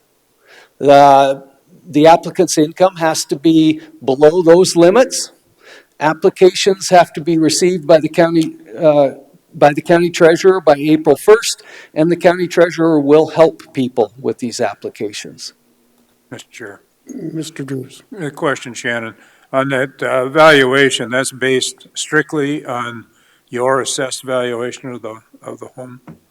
The 317,700? The law says the home has to be worth less than 317,000. It doesn't say according to the county assessor, it just says the home is worth less than that. Okay. So potentially, I did have this question come to me. If they could have their own appraisal done and make that determined, okay. Yeah, yep. We like to think the county assessor's right, but the law doesn't assume that in that statute. So I added this to the presentation to give you an idea of how many people are applying or how many people qualify for this. I included the permanent and total disabled veteran exemption with this.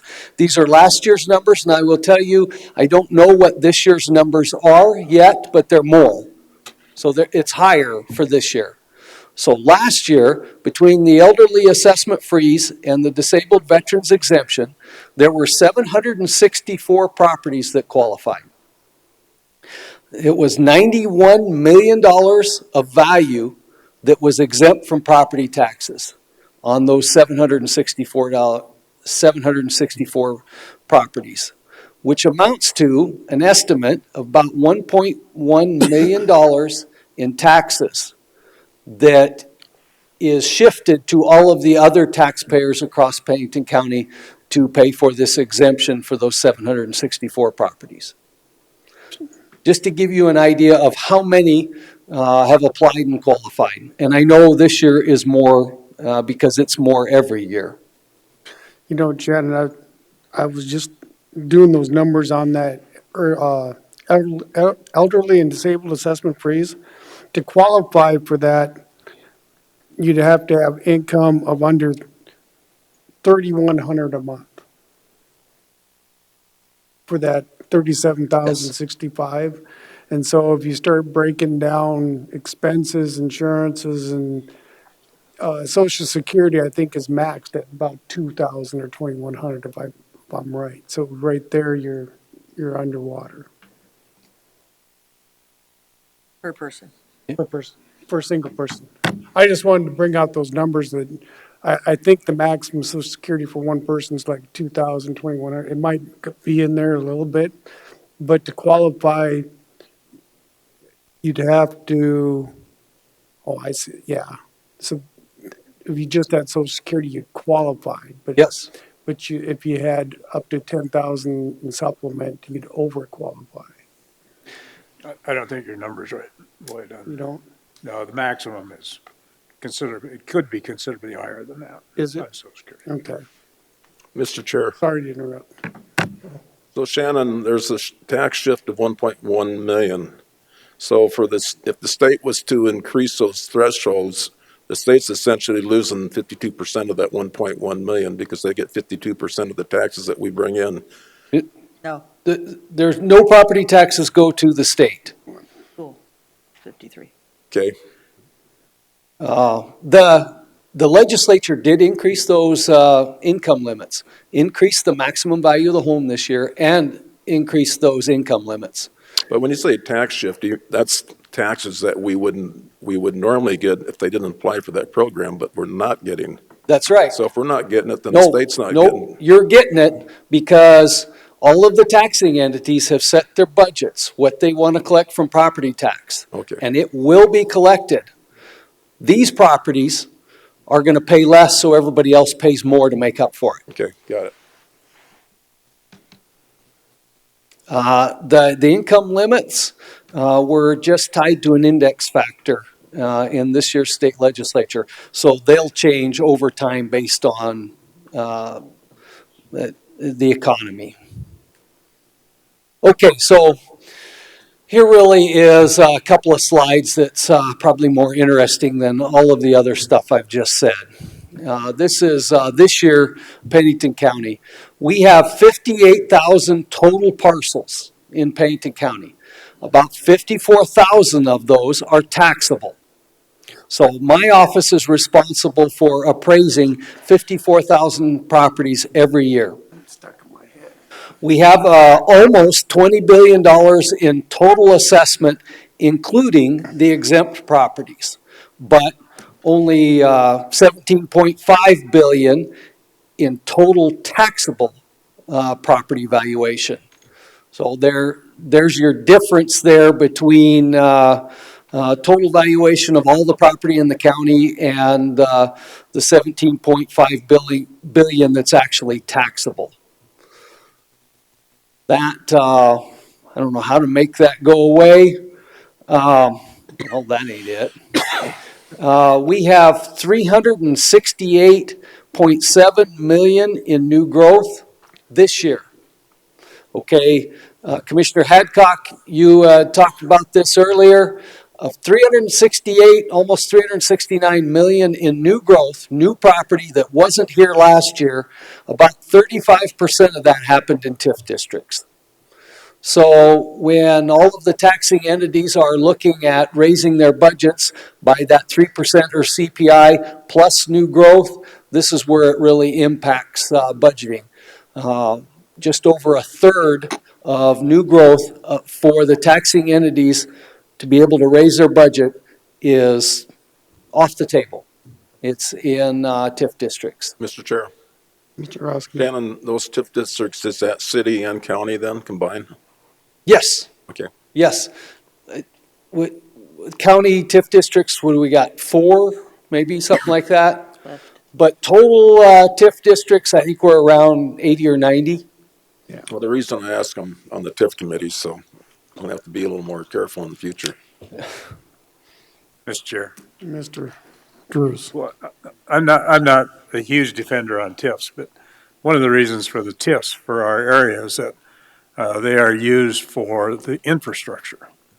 And we don't have another mechanism locally, either by cities or the county, for putting infrastructure in where growth is going to happen. And so that's why the TIFs are probably more popular maybe here than they are in some other areas.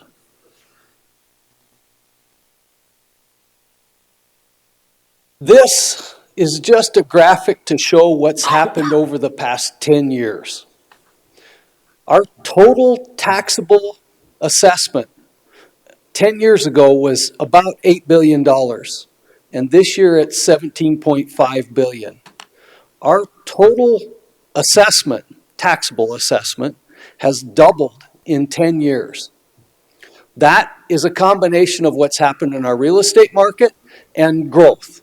Okay, that total assessment increases as new property is built, and it increases as our real estate market increases. Doubled in 10 years. New growth in 2013 was about $172 million of property. New property added to the tax roll in 2013 was $172 million, and this year it's $369 million. Chairman, sorry, Shannon.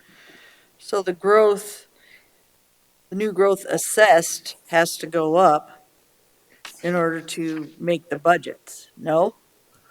Meaning if you have new growth, you said it's real estate and assessment, or real estate basically being sold, more property being put into subdivisions and stuff. So you went from, the growth is not from how many people are here, that kind of thing.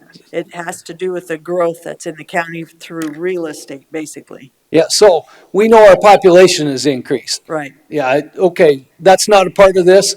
This is the value of the property in Pennington County has increased. Right. The total valuation, the part of that increase is because it's worth more now than it was 10 years ago. Right. And part of that is because there's more property than there was 10 years ago. More property available to buy or sell. More property built. There's more houses. That's what I mean. There's more stores. Right. And they're worth more now than they were 10 years ago. Mr. Chairman. Mr. Lester. And Shannon, that 129 million, 35% growth in the TIF districts, that's what's coming back into us because the TIFs are finally paid off from several years ago. Is that correct? Part of it. No? Okay, so 369 million in new growth, that's total, that's property that wasn't built last year, that wasn't here. 129 million of it is in a TIF district. So we can't collect off of that Right. because it's Yes. going to pay the TIF off. Going to pay the developer. That's right. Thank you. But That's what I, on that same note, if other TIFs are paid off, then that would be new growth. When the TIF is paid off, then it becomes growth available for the budget in whenever the TIF is paid off. But not this year. So, Mr. Chair, Go ahead. so then, one way to look at a TIF is that the property's assessed in year one, if it's a 20-year TIF, the base value is $1,000, just a piece of dirt. But in 20 years, it could be $20 million that you're. That's right.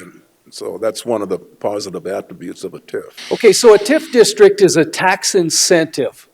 As Commissioner Drews pointed out, we have a location where there is not infrastructure there to be able to build something. So the tax incentive is to shift the tax revenue to the developer to pay for the infrastructure so it becomes economically feasible to build this project. Once the project is built, then there's more there than there was before. There's 20 million now instead of 1,000. Yes. Chairman. Does that go? So bottom line, I was, and I understand how much they affect on the growth, but it depends on those TIFs and how long they are taking, and if we keep adding, and I kept saying that, if you're taking away some TIFs, but you keep adding every year, you're never dropping that. So what's happening is your valuation's going up in some senses, but you're having other people suck up those TIF districts because of the infrastructure, which they're paying one way or they're paying another. Make sense? So it's not just that you are, and if we only had 20 TIFs, it'd be different, and it just didn't keep revolving and revolving and revolving, that would be different. But every year you take 5 away and you add 5 more, you're never getting ahead. You are always actually maybe 35% or more, just depending.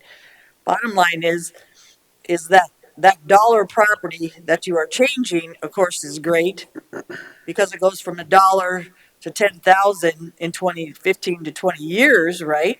Which is good because we want people to go up. It just depends, like I said. If you do that, you've got to quit replacing 5 more when you take 5 off. Otherwise, you're never getting ahead. You're just staying there. You might be increasing the valuation of properties by assessment and other things in 10 to 20 years, but you're also, if you're never taking any off, you're also decreasing 35% of growth in the TIF districts, basically in the counties. Because we are most affected. And I didn't really get all that until you just start, because I was with Gary on the same thing. I love infrastructure and we need infrastructure, but you also have to look how many TIFs out there, and are you really replacing? Are you just adding growth?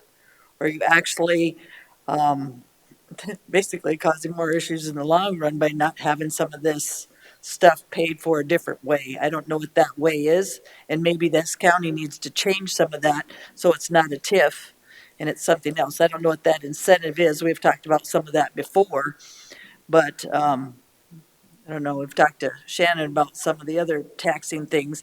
How much do you trade for the other is what I got to ask, and how much percentage, and how long is that loan, as you call it, basically for 10 to 20 years? Is there something different that maybe, like we said, if it's infrastructure, how do we do that different with the developers and still give incentive? Looks like you need a $129 million revolving fund. No, I don't think so. I think when you do it, you already have that. It's called a TIF. Well, I was just looking at the numbers. Right. That's a lot of revolving at 35% effect on Pennington County. A TIF district is definitely kicking the can down the road. The county auditor has stated that it puts off that growth that'll be available for budgeting when the TIF expires. But the growth is happening now. And the theory in how growth affects the budget is because we have growth now, we have a need to provide services now. But the TIF kicks the can down the road until the TIF expires. This is my last slide. I want to point out two important things. That middle line, total growth, we have an increasingly greater amount of new growth every year. It's no surprise that Pennington County is growing, but Pennington County is growing at an increasing rate every year. 10 years ago, we had $172 million of new property, and this year it's $369 million. The amount of new growth isn't $172 million every year, it's more and more growth every year. And all of that, I talked about how the levy request and the assessed value goes up or down. I've included an example of what's happened with the county's levy in 10 years. 10 years ago, the county's levy was $5 per thousand of value. Our auditor estimates, and she wants me to stress it's an estimate, and when you're doing your budget, don't bring this number up again, because it's just a guess. We're looking at a county levy of under 4 this year, because our valuation has increased so much more than the county's levy request or budget has, because of those caps. As valuation increases, the money doesn't just flow directly to the government. And this is an example of that. That's what's happened with our levy in the last 10 years. Well, thanks, Shannon. And I want to thank you and your staff and Holly and everybody else who did this, and the commissioners who had public meetings and you went and presented and helped set up. You know, there was some pretty stressful situations in some of those meetings. So you handled it well, and even after I was able to attend one, but the one at Johnson Siding, there was even people afterwards, even though they didn't like what you said, they understood, and it was very well put on in some very difficult situations. So I just wanted to express on behalf of the commission that we appreciate the public forums that you guys had on educating the public on this. Thank you. Does anybody have any questions for Shannon? Mr. Chair, so Mr. Ross. Shannon, the mill levy 5.21 or 3.6, that would reflect the needs of the 210 government entities, road districts, county? No, that is the county's levy. Yeah. Okay. So it's a little bit more difficult. One of those would be separate then, on your Yeah. tax bill. Because on your home, you pay taxes to 6 taxing entities. Commissioner Drew's, it could be a different school district, different city, so there'd be no way to make that example here. So we had to focus on one of them. But I can say it is generally the same for each one of those taxing entities. So the total mill levy is going to be the county's 3.6, which is just estimated, plus all these other Yes. potential 210 districts. Yes. Chair. Ms. Hadcock. So at 129 million of growth in TIF districts at 35%, I guess that's Cindy's work. How much is that affecting us? Because remember, the state covers the Schools. schools at 53%. The 17% is basically sales tax can be made up. And the 26% for us that we take for property taxes, that'd be interesting how much percentage that affects our budget by that, leaving that many tips out there. I don't think you know that, Shannon, maybe you do, but No. just so people know, again, the other people aren't affected. they're made up through other ways, and I don't think, and maybe legislators know that, and they're not comprehending it, what we're saying by not having sales tax or things to make it up in order for us to do our services and our infrastructure and the things we need in Pennington County. Where if they're covering the school districts and the sales tax is covering the city, there's no coverage through us. So I think that needs to be a message sent a little bit stronger. All right, thank you, Shannon.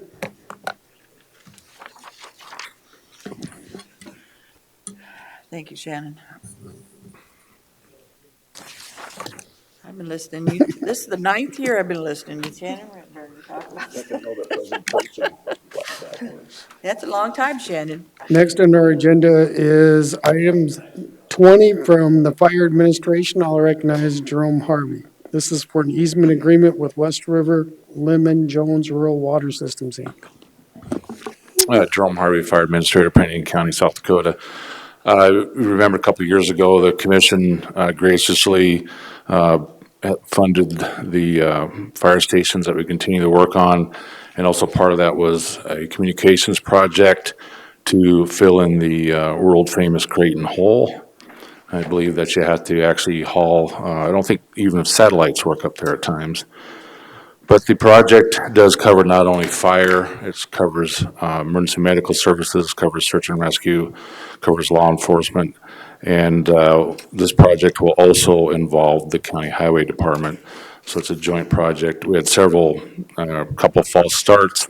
And then Director Carley allowed Ted Redfield from the dispatch communication center to take over the project. And things have been moving along quite well. And now we are able to get an agreement and get this project moving off of dead center. Ted is in the room here if there's any technical questions for us. I know Commissioner Lassiter is hopefully had an earful from some of the people out there as far as the communications in the area. We have a problem with communications. We have a problem with paging and notification in the area. For us, it's one of the areas that if there is any kind of incident that impacts the county, at some point in time, you'll see the bill from the state on that. This is where it'll happen. It goes boom on us up the northeast part of the county, and it's a huge area that we have virtually no communications in. So it's a big project for us. I know it's a significant project for County Highway also. Chairman. Thank you, Jerome. Thank you. Mrs. Hadcock. Move to approve the agreement for establishment of permanent utility easement, a permanent access and utility easement, and a temporary construction easement with West River Lyman Jones Rural Water Systems Incorporated for the construction of a radio tower at the Creighton, South Dakota Water Tower site. Second. Moved by Hadcock, seconded by Lassiter. Is there any public Chair. comment? Mr. Drews. So, Jerome, how many other antennas can be put on this? We're gonna. Will be. I'd have to ask Ted specifically concerning wind loading and stuff. So we'll have paging, which affects search and rescue, ambulance, fire. We'll also have voice communications analog, and that will actually, Ted can explain all the magic on that. And then the county highway will have an additional antenna on there for their voice communications. There is potential down the road that the Bureau of Land Management, there's of the 600 and some thousand, 750,000 acres you guys are talking about as far as payment in lieu of taxes. There's 77,000 acres of BLM ground in Pennington County, and a majority of it is up in that area.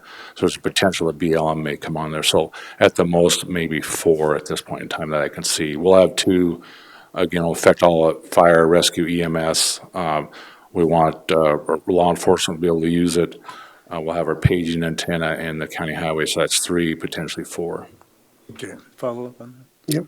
Yep. Jerome, for instance, like the Wall Ambulance Service, how do they communicate? They communicate through our system. That's one of the things I always try to get across to you as budget time and throughout the year is all the communications for firefighting, emergency medical services, ambulance, dive rescue, water rescue, search and rescue, all of that goes through the firefighting communications. And however we inherited it in the past, that's fine. That way we don't have the problems that go on elsewhere in the world. Everybody can talk at one time, and that proves time and time again, we're just happen to be the keepers of that. Okay. So it will, and I've made it a very important point. The issues that go on up in the Creighton hole, yeah, our communications for daily communications is somewhat separate from everybody else as far as the fire rescue EMS from law enforcement, just because of the nature of of the communications. In the Creighton hole, I've made it very clear with Sheriff Mueller here that everybody's going to be on there. Everybody can have access to it. It's such a, when you go up, anytime we go up there, it's like no man's land for communications. It's a bad deal. Okay, thank you. Any public comment? Any further discussion from the commission? Seeing none, all in favor indicate by saying aye. Aye. Aye. Opposed? Motion carries. Thank you, Jerome. Thank you. Thank you, Jerome. Thanks, Mel. Next, we come to item number 21. These are items from the Compensation Committee, and I'll recognize HR Director Carol Bancroft. Good morning, Commissioners. Carol Bancroft, HR Director for Pennington County. That the first item is an action item as far as Policy 3.18, which is the Compensation Administration Policy, and it pertains to promotions. So this is just clarifying within the policy that if a promotion exceeds the 10% criteria, and then the employee would be placed at step 1 of the new DBM classification. So the motion could read, I move to approve the recommended revisions by the Compensation Committee to Policy 3.18 Compensation Administration and Promotions as it relates to unless step 1 of the higher DBM classification exceeds 10%. In this case, the employee would be placed at step 1 of the higher DBM classification. That'd be my motion. Second. Moved by Hadcock, seconded by Lassiter.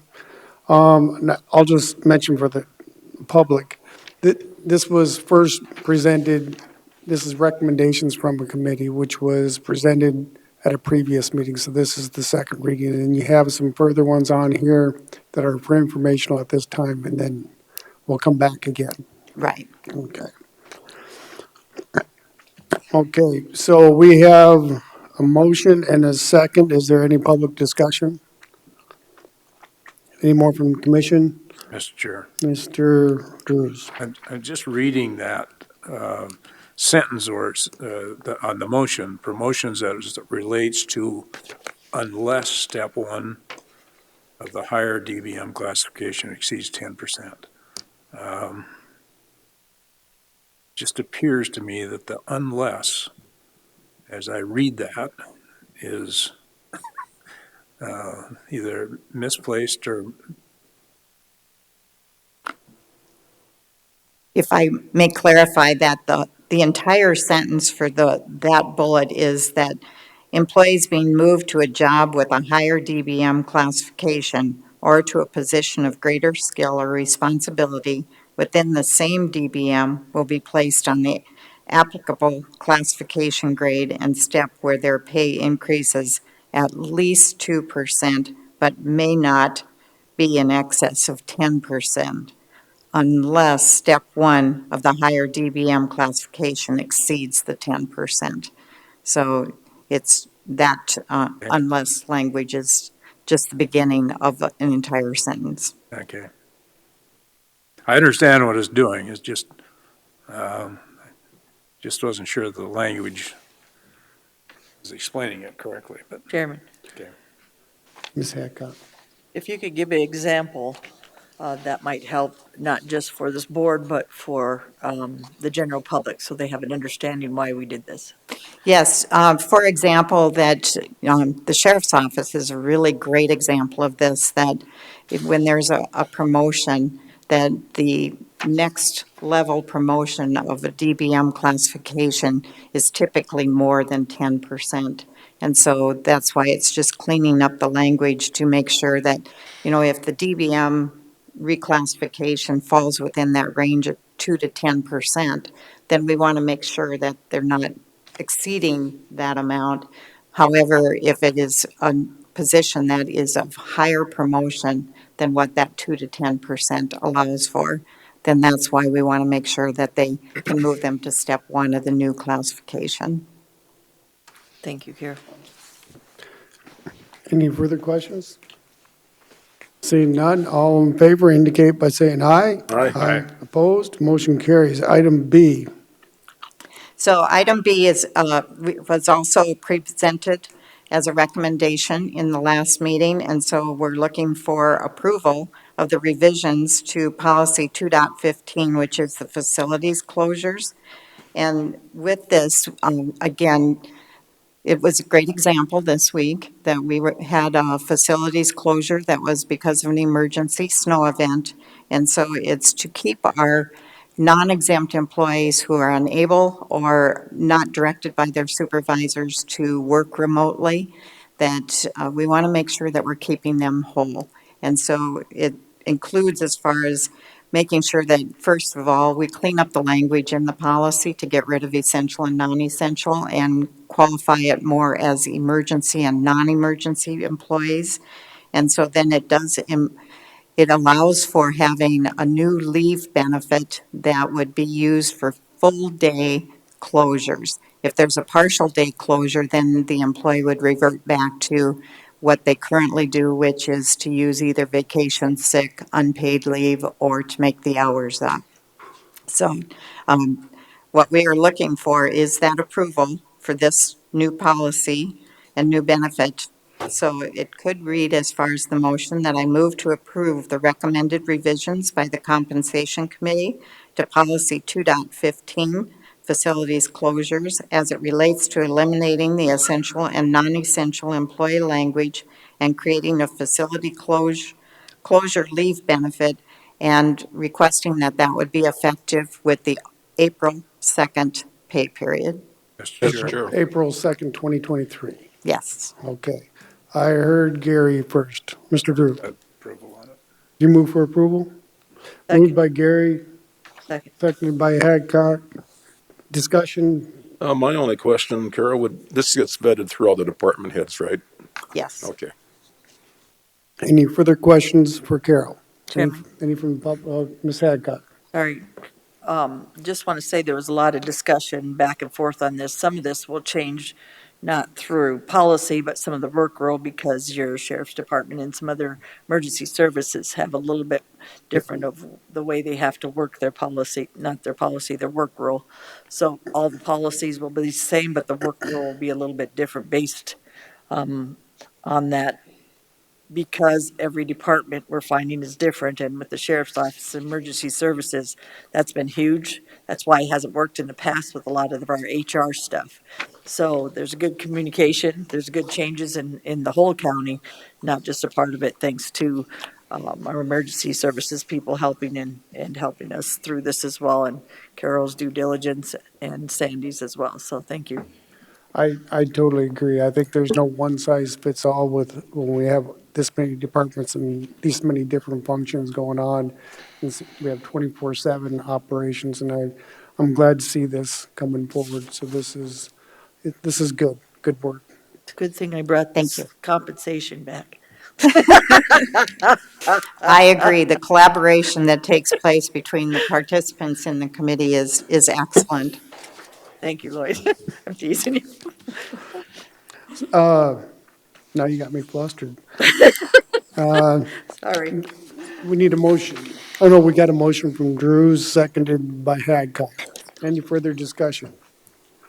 Seeing none, all in favor indicate by saying aye. Aye. Aye. All opposed, motion carries. Now we come up with some more recommendations, so. Correct. So this is the first time that this has been brought forward by the Compensation Committee, that they are recommending a revision to Policy 4.2, holiday policy. And what the situation is it's just clarifying and making sure that we're consistent between the policies, that employees can use, how they can use their holiday policy. And so it's just a recommendation at this point in time, so it cannot be acted upon. And the next one, Carol? And so the last one, the Compensation Committee is recommending the chair's signature on the Lightcast contract. And just to give you a little bit of background behind this, that we had a demonstration quite a while back from Tom Johnson with Elevate as far as this tool and how powerful it was to look at current information. And if you'll recall that whenever we had a wage study conducted by a consultant, then that was typically more outdated information. And in today's labor market, that the committee agrees that we need to have something where we can see real-time data. And so following that demo that Tom Johnson did for us, that we then asked Lightcast to conduct an actual demo for our department heads, which was done back in January. And then most recently that we have worked very closely with our subcommittee of the compensation committee that's working on the wage study. And so they worked very closely with Lightcast to make sure that we had the right terms and conditions. So this particular contract, it's a 3-year contract, and of course it starts out at $12,000 for the first year. And then it goes to $13,500 for the second year and $15,000 for the third year. And one of the key things, we had legal scrutinize that contract for us as well. So we do have the opt-out that if for some reason or other in the second or third year, if the commissioners do not approve the budget for it, that we can opt out of the contract. So that was a really key piece of it.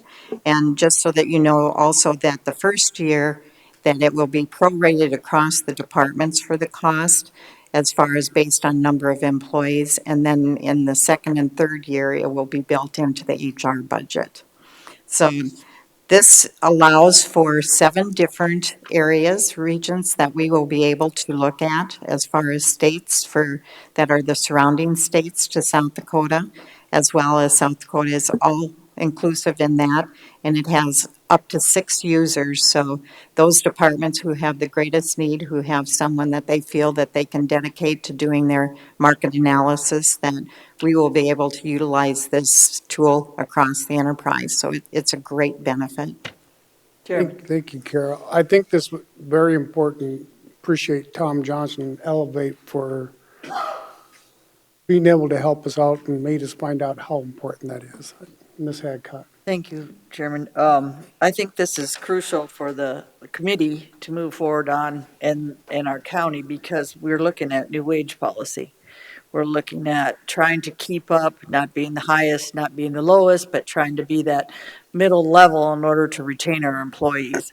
And the tools we need, this is one of them that's going to be crucial for the future, just to see the fluctuation and the department heads and the HR department working together to try to figure out where that balance is and getting it from the horse's mouth. Basically, these people do it for a living. And as we saw from Tom Johnson helping us, it works. So I think it's something for our compensation is really wanting to move forward on this. We can't do it today, I understand. It's a recommendation, but I think it's a good recommendation. You brought this to our committee, didn't you, Miss Carol? Yes. The company, so I appreciate that. At this time, does any other commissioners have a comment? This is informational, so we do have the paperwork in our agenda, so we can review it. And if we have any more questions, contact Carol between now and the next meeting. Thanks, Carol. Thank you. Next, we come to items from the public. I do not have any public speaker comments at this point in time. At this point in time, I see Cindy in our audience. Does the commission want to do the oath of office for the equalization? Why not? Okay, we need a motion to take it off the table. So moved. Moved by Hadcock. Second by Laster to take up item 6 again, the 2023 Board of Equalization oath of office given by Auditor Cindy Moore. I don't have mine in front of me. And how we're going to do this is you're going to read a section, we follow along all at once, and, okay. Yes, yes. You're We'll ready try. to take your oath, You know, it's kind of an echo sometimes, but. Cindy, do you want us to stand? at least. That's probably a good idea. You stand and raise your hand and I don't know what I did with bring the my official paper. letter. Hold on here. You didn't memorize To wait this? for your leader. You're the chairman, I thought the chairman's always memorized Harder them. to read from there, isn't it? Right, so yeah, I'll read the sections. You guys should all have one that's broken down. That's how I'm gonna read it, so. Okay. Have yours now, Lloyd? I got it. Okay. I, and state your name, I, Gary I, Drews, Floyd LaCroix, a member of the Board of Equalization for Pennington County in the state of South Dakota for the year 2023, a member of the Board of Equalization for Pennington County and the state of South Dakota for the year 2023. being first duly sworn, depose and say that I will fairly and impartially perform the duties as a member of the Board of Equalization for the county and state, being first duly sworn, depose and say that I will fairly and impartially perform the duties as a member of the Board of Equalization for the county and state, that I will endeavor to equalize the assessment of all real property within the county, that I will endeavor to equalize the assessment of all real property within the county, that I will seek to place upon the books of the tax jurisdiction within the county and property that may have been omitted by error or neglect of the assessor or Board of Equalization, That I will seek to place upon the books of the tax jurisdiction within the county any property that may have been omitted by error or neglect of the assessor or Board of Equalization. I will faithfully and impartially perform all other acts enjoined on me by law to the end that all assessments within the above county may be complete and just and equal as between the property holders. I will faithfully and impartially perform all other acts enjoined on me by law, to the end that all assessments within the above county may be complete and just and equal as between the property holders. Thank you. Let me just sign this and give it to Holly, or you. That actually went pretty good from past ones. Not perfect, but pretty good. And a little bit of echo, That one but we're dried up. good. Thank you, Miss Cindy. All right, thank you, Cindy. Now, I think we need a break. Mr. Chair, I suggest we take a 10-minute recess. Moved by Roskinek, seconded by Hadcock to take a 10-minute break. All in favor indicate by saying aye. Aye. Opposed, motion carries. Are you good? Okay. Look for a motion to go into Board of Adjustments. So move. Second. Moved by Drew, seconded by Laster to go into a Board of Adjustments. All in favor indicate by saying aye. Aye. Opposed, motion carries.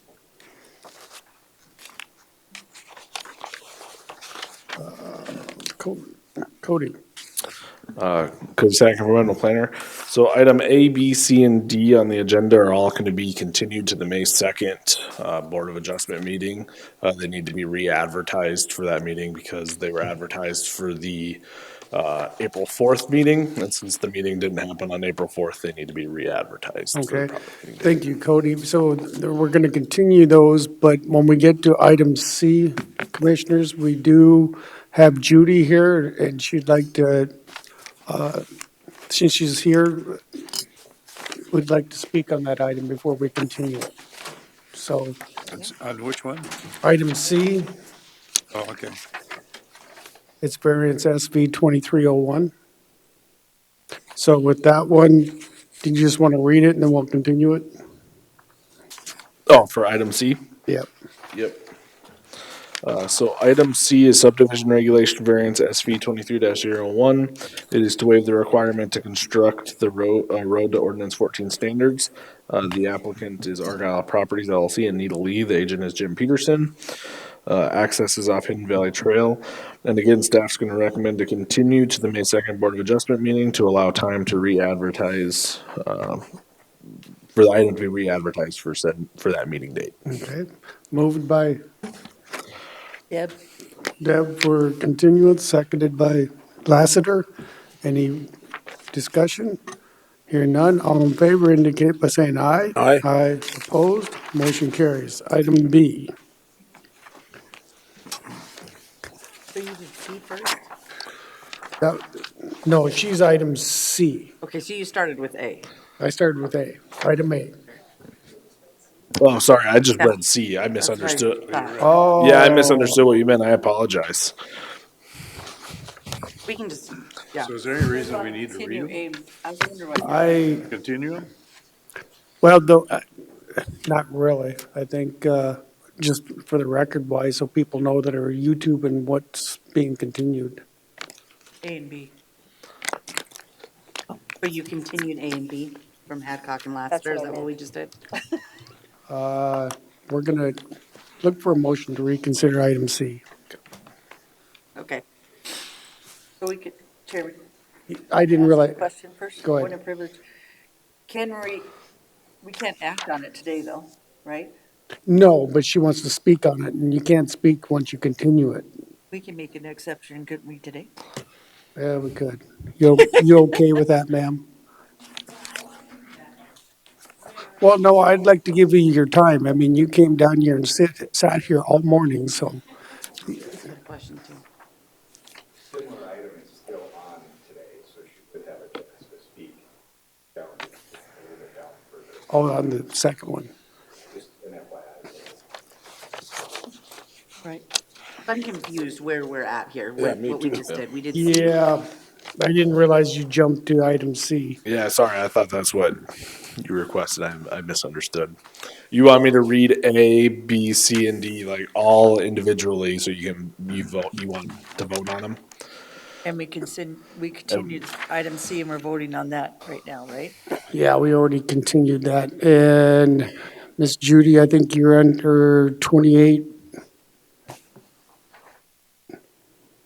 Oh, that's executive. I'm sorry. Just give me a minute here, folks.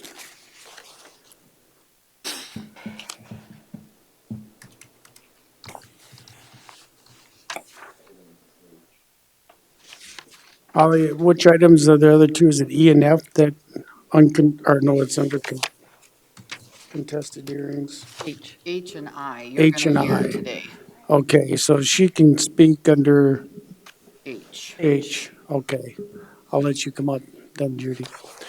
And so with that being the case, we've already continued item C, and it was read into record, so we have items A, B, and D. So move to continue A, B, and D. Second. Moved by Hadcock, seconded by Lassiter to continue variances on items A, B, and D. Any public comment? Seeing none, all in favor indicate by saying aye. Aye. Opposed, motion carries. Look for a motion to adjourn from Board of Adjustments. So moved. Moved by Lassiter, seconded by Hadcock to adjourn. Any comments? Seeing none, all in favor indicate by saying aye. Aye. All right. Opposed, motion carries. Next, we come to item E, uncontested hearings. So do you want me to just read these individually so you can vote on them individually, or do you want? Well, we already took up three of them without reading them All in, right. so, and they are, the agenda is attached to the website, so a person could go back and look, correct? So Cody Environmental Planner, items E, F, and G are also going to be continued to the May 2nd meeting to allow time to re-advertise for those items as well. Those those require advertisements. Moved by Hadcock. Second. Second by Lassiter. Any discussion? Hear none, all in favor indicate by saying aye. Aye. Aye. Opposed, motion carries. Next, we come to item contested hearings, preliminary plan PPL 23-06.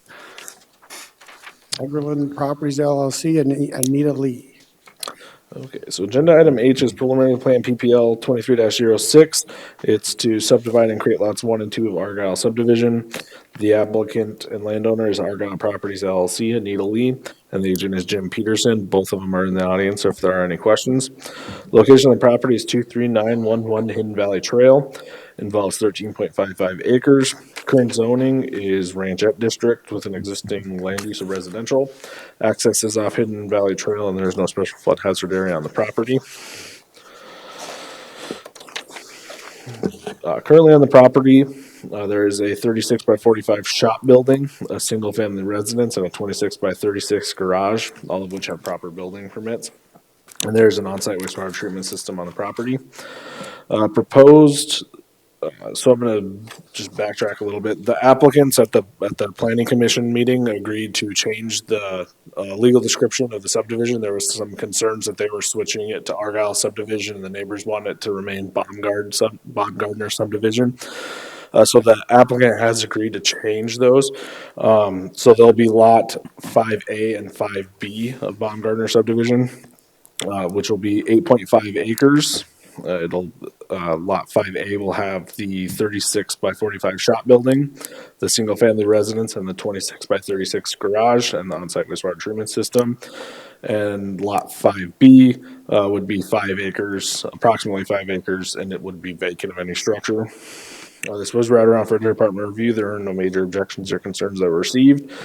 The applicant is requesting to subdivide the property to create two parcels. On February 7th, 2023, the Board of Commissioners approved rezone RZ 22-31 and rezone the subject property from agriculture to ranchette district. The proposed plat shows an additional dedication of the platted easement to 66 feet wide. Hidden Valley Road will need to be improved to a 24-foot wide road. The applicants have applied for a subdivision regulation variance, which was heard on the previous item that was continued. And the Rockerville Fire Department does have concerns with availability of water in the area. With that, staff is going to recommend approval of preliminary preliminary plat PPL 22-25, adding a condition that the applicant amend the legal description for the proposed lot to lots 5A and 5B of Baumgardner subdivision. And then the planning commission recommended approval as well. Thank you, Cody. I think at this time I'll call Judy up for her comments, and then I'll let the applicant and her representative come up afterwards.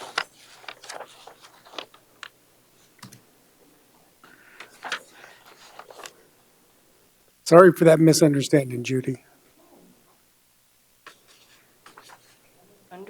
Getting to know this process a little better. By Well, time we're through, maybe I'll then we up have and a down. snowstorm and a shutdown, and things get changed and notices don't get out. So, Right. yeah, so Right. we're working through it. But thank you. Okay. Well, I'm here, Judy Mildren, representing the Hidden Valley Trail Road District. We don't have any problem with the plat the way it is. I guess basically we want to know more about the road variance. And I can address a little bit of that, I guess, and just then wait till the May 2nd and come back. We are in agreement. Can I go ahead and just read what we were going to talk about for the road, or should I save it? It's up to the commission. Normally, when we stick to the item that we're supposed to be talking Okay. about. Okay, that's fine. I'll Okay. come back and we can talk about that then. So would we need to resubmit all of the paperwork that we did for this meeting again? That's probably a No. Cody question. No? Okay. All right. Okay, well, thank you. So, gentlemen, Chairman? No, hold on. Can I Ms. ask a Hadcock. question?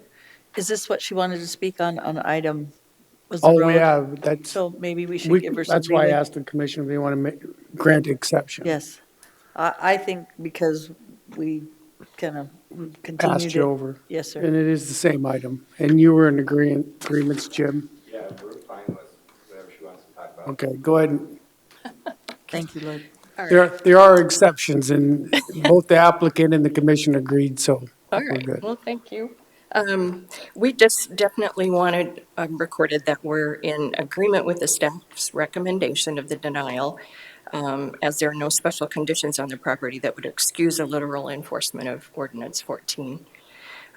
We do understand, however, that the variance width of 18 feet has historically been approved by the Planning Commission, and that Jim Peterson has discussed it with you all, and that you feel that the width is deemed safe. So regarding that, I guess we'll kind of wait and see what your decision is on the 2nd of May. but we do request that the improvement on the road meet all of the other requirements on ordinance 14, including the length of the property, from north to south, the entire length of the property. So, Well, thank you, Judy. And we do have your letter in our packet, so we'll also, it's all in the packet, yeah. okay. All right, well, But we thank you for your will time. hear the variance at our next meeting Okay, Thank you, Ms. at Judy. 10:30, No, the May 2nd meeting, May 2nd. May 2nd. yes, not Okay. April 18th, Okay. yes. I was saying next meeting. Thanks for the clarification. Jim, did you guys have any comment on the agenda that's in front of us? Jim Peterson, unless you guys have questions, I think you've been batted around quite a bit, this topic, unless you have something that I can speak to. Okay. Thank you, though. Thanks, Jim. Appreciate it. Go to the commission. Does commission have any questions or comments? So Chairman, when I went out in the audience, I was telling Jim that I thought the whole thing, the agenda was continued. That's why I was like, are you guys gonna sit here through all the continuance? So people didn't know, I was just trying to give them a heads up. But anyway, Well, folks, this is something we are learning. We had the closure for Winter Deal and trying to reschedule the meeting right away, so we didn't put everything off at once. So it's a learning curve for us too. So with that, I'd go to the commission for a motion on item H. Item H comes with a recommendation, Planning Commission recommendation for approval for preliminary plan PPL 23-06 with 10 conditions. That's Planning Commission's recommendations. I thought we were continuing. Move to continue item. No, Second. I think this one we can act on. Plots aren't advertised, so this item and the next item can be voted on. Oh. I had wrong information on my notes, sorry. Yeah. I thought we were continuing this one. I apologize. Same here, that's, It changed after I wrote that on your guys' agendas, so. So because we that's- didn't have item H, maybe it'd be good to continue it till the next meeting? Because we didn't make a decision on item, even though we can, or how does it affect us for our Board of Adjustment? We're on H, right? It doesn't. Yeah. It doesn't. Yeah, so the plat wouldn't be able to be filed, so they could submit it to us, but we wouldn't approve the final plat. We wouldn't have the auditor's office sign off on it, the planning commissioner sign off on it, and Brittany wouldn't sign off on it until that variance was done. Yeah. So if the variance is granted, then the road's gotta be built to 18 feet. If it's not, it's gotta be built to ordinance 14. So the plat would be held up any, So we can approve this because that's all just about the road, and that's why Judy came today as well. Okay. correct, yeah. move to approve. Second. And Moved by Laster, seconded by Hadcock.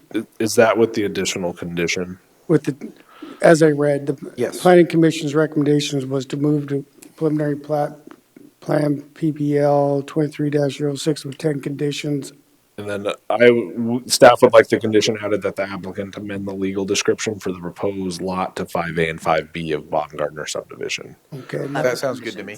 That was the motion maker's intent Yep, sounds good. and seconders. Yes, sir. Okay. Any further discussion? Hearing none, all in favor indicate by saying aye. Aye. Aye. Opposed, motion carries. Thanks.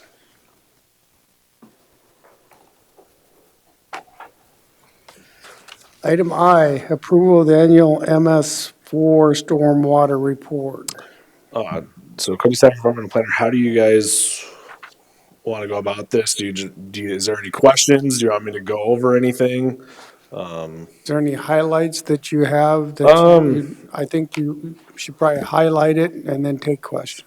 Yeah, so I would say that the biggest changes that are going to happen, we're going to amend our stormwater plan since we amended the on-site wastewater treatment system ordinance, and when we amended the section 507, our stormwater manual and our plan need to be updated. So that's going to happen. In 2022, we had 32 applications for a stormwater permit, which is pretty on par for what we had in 2021. There were, I can't find it in here. There were several complaints on BMPs and dust control and runoff and stuff like that. All but two have been taken care of. One's in the process of getting their proper permits and getting under compliance, and the other one was just very late in the year. So we're still working on getting them contacted to come into compliance as well. And the only other thing I would say is that we had 615 on-site wastewater treatment systems that were pumped in 2022, and approximately 40 to 50 that required repairs, and most of them were minor repairs. So Chairman, Mrs. Hadcock. met with Brittany and Jason and one of our agencies that pumps wastewater. Main thing is we put this out to the public, that there is changes being made. That was the only thing that the man that came in didn't have any complaint about our department, just about some of the communication that we need to go out and make sure the companies that are affected by this, to a certain extent, have the opportunity to comment on some of it. Just had to say that for a heads up and for a full disclosure. Thanks, Deb. Excuse me. So this report is mainly to do with the stormwater runoff and that type of stuff. Just a, excuse me, long question. I had the Air Quality Board Committee meeting last week, and they're talking about combining their stormwater runoff permitting and air quality dust control, putting them together into one. Right now, they're half-time employees and joining them in the engineering department. I don't know if they contacted you yet, but do we have any of that dust management? Nothing with the stormwater? Yes. So if you're in the, so all sites have to maintain air quality, dust control. What I believe you're referring to is the city has their air quality permit. There's a specific zone that's out in the valley. Any project that falls within that zone is required to get that air quality permit through the city of Rapid City. Okay. As part of their application. Okay. Thanks, Cody. I don't have any more. Does the commission have any more questions for Cody or Brittany?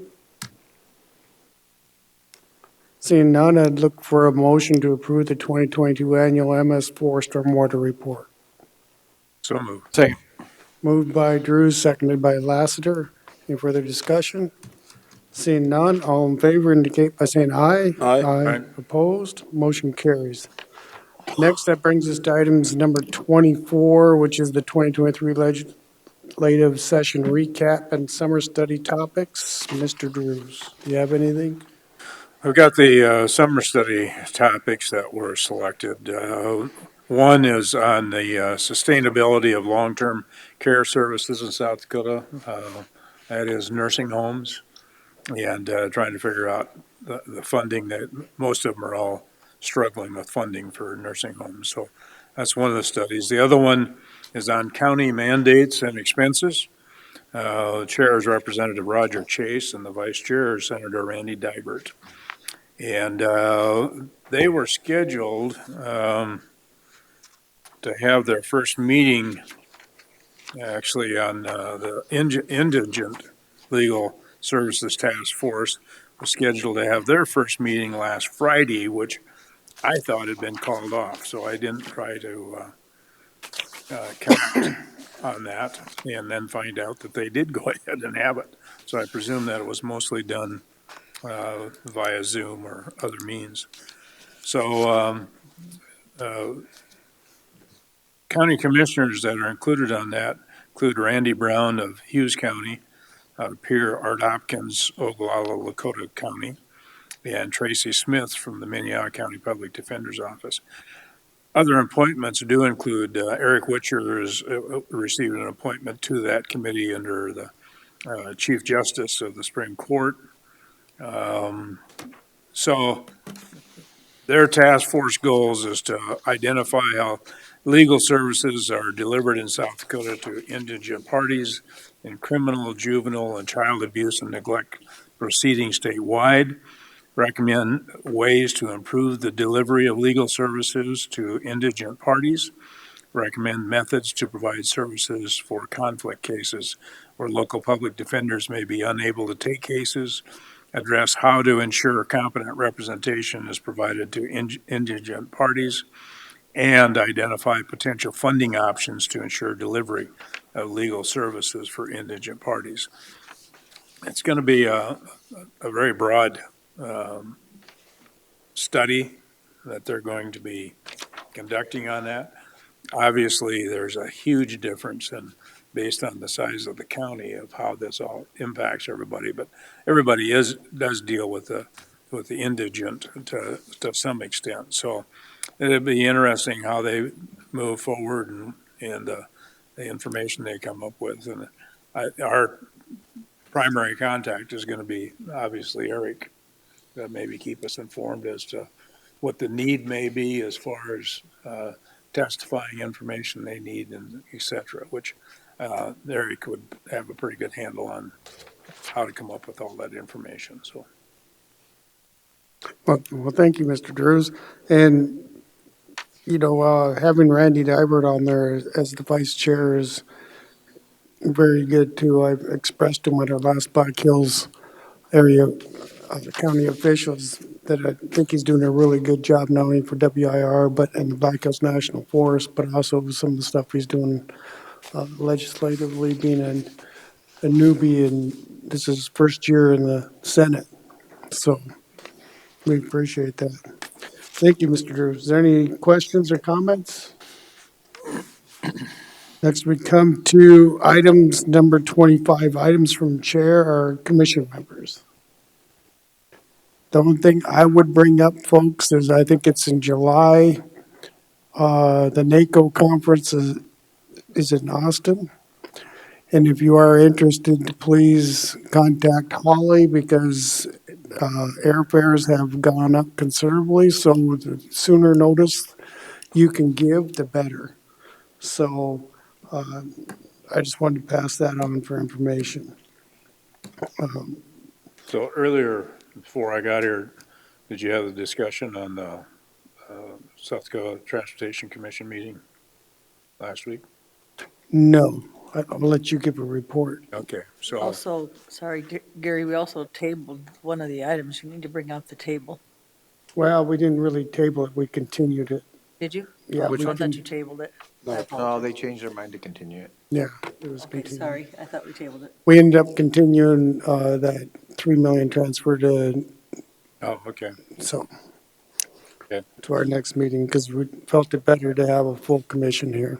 Okay, so Commissioner Ross Connect, Joe Miller and I attended the South Dakota Transportation Commission meeting last Thursday in Pierre.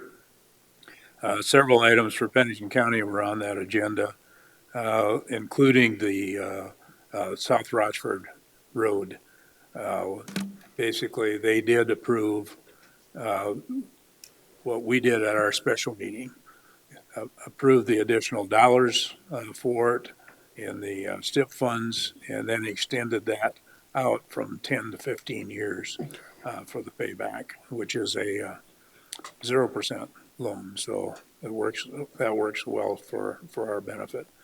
So, and it was interesting attending their meeting. It's been a long time since I attended one of those meetings. And I happen to know about half of the commission that was on there, so it was kind of good to catch up with a few of those too. We also had a number of applications in for big funds, and I think we learned some things on that and as to how we need to proceed in the future on that. Some of the criteria that they used was to preservation, and we only had one of our 6 applications under the preservation side for bridges, which was approved. All 9 of the preservation applications were approved, and that included one for us. And I don't know if I have those with me specifically.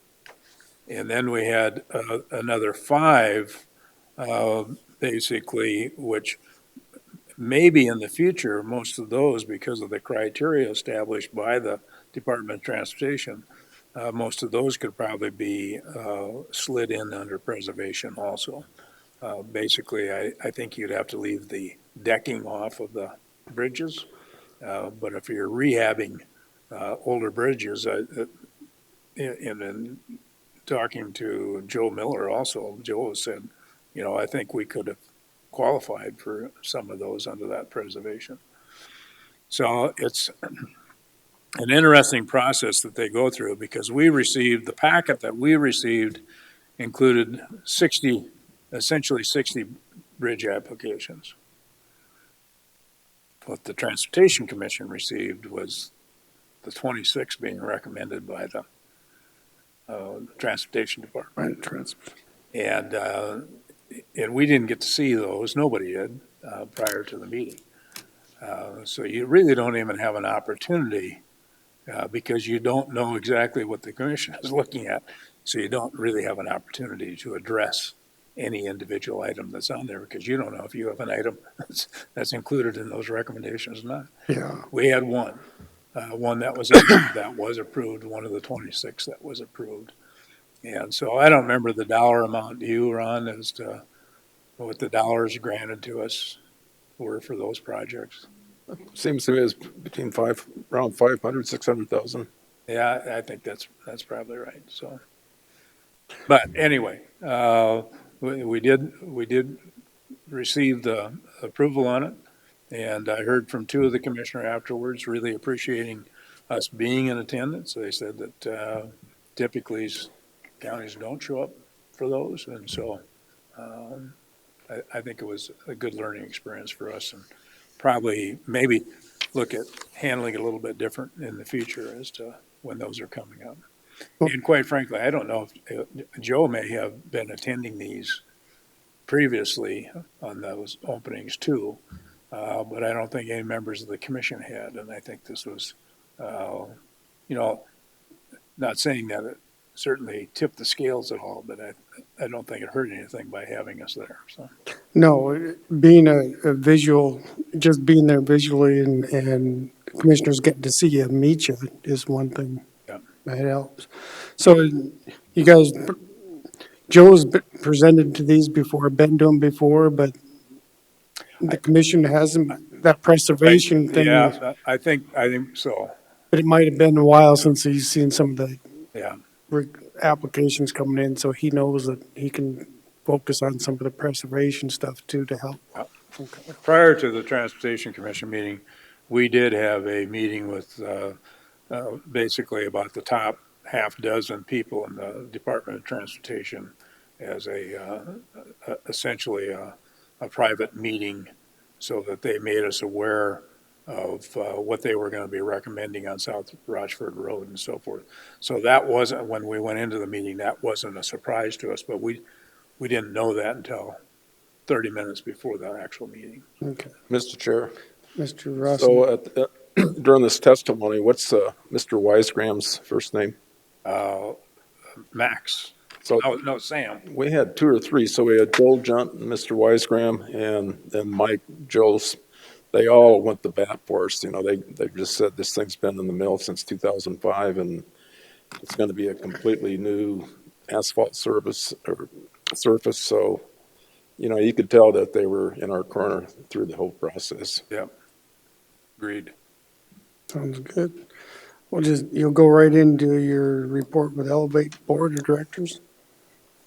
You attended that on my behalf, so, because I was gone. Okay. Anything else you want to report on? Nope.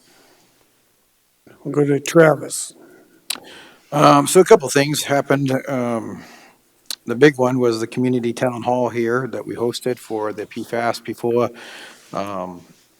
and the activities that Ellsworth Air Force Base is doing. We had a pretty full room when we had it here. The EPA was here, gave a presentation. Sedita gave a presentation.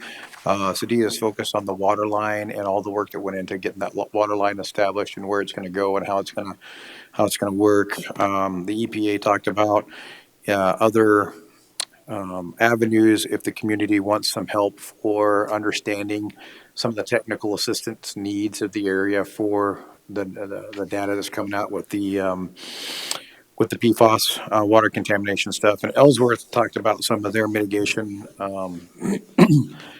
processes that they're doing. And the Ellsworth actually hosted prior to the meeting for all those involved that were given presentations, to include the state DNR, to go on a tour of the base to see their mitigation process and what they're doing and how they're kind of isolating and trying to prevent the spread of not only TCE, which is something that's been coming off the base for years, but also the new PFAS, PFOA stuff. So it was pretty informative. I would expect that we're going to want to host another one next year as they get some more information. They're going to come out with some new numbers. So the numbers that we know for contamination level for human consumption, we know is going to go down. It's in draft, and then we're just waiting for the final signatures on that, which means there's going to be more people in the county along that plume that are going to be impacted. But we were already planning for that in some of our other meetings. And so we're going to deal with those as they come on board as once the new numbers come up for that. So pretty informative meeting. Just a couple of other things. Yeah, I'll be heading to Wall for the Wall ambulance meeting today. But the other big thing is Ron and I, this was during that time frame. We had a meeting with the Wall Fishes and the Smyrnoas on their with their neighbors on trying to figure out some kind of compromise or just finding out what the big issues were. My takeaway from that was everybody was still sitting in on their side. The neighbors felt like and Ron, you can correct me if I'm wrong, but my takeaway from that meeting was the neighbors felt that the music camp should still compromise and reduce more and more, even though we've talked about how the process went, where they started, where they're at, and all that kind of stuff. The neighbors are still a little pretty hot. Would you agree, Ron? Yep, I would agree. So I don't know if there was much movement, on one side or the other. I know that, I've met with planning and zoning on what the final presentation is going to be unless they change it for it to be a specialty resort. We try to walk the neighbors through what that meant. Brittany was there. She did a good job walking them through and trying to help them understand whether they understand and accept it's probably a different aspect of it. Not understanding the two CUPs versus a specialty resort because it's two different items that cause them to categorize it that way and whatnot. But outside of that, I think those were the big meetings that I was involved with. Thanks, Travis. Are you going to attend that Black Hills Military? Yes, I do have a Advisories? ticket for that one too. Because that's PFAS is going to be in there. They got to.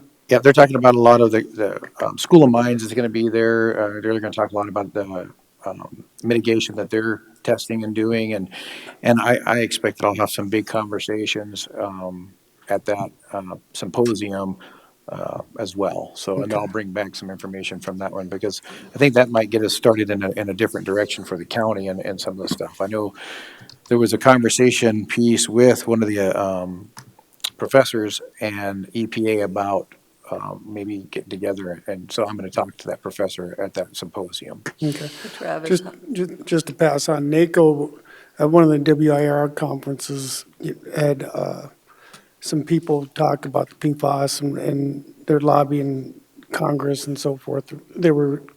I think there was a special group made or formed or information or something along those lines. So I just wanted to pass on that the NACO and the WIR have had discussions. I can't remember what it was. The military came there.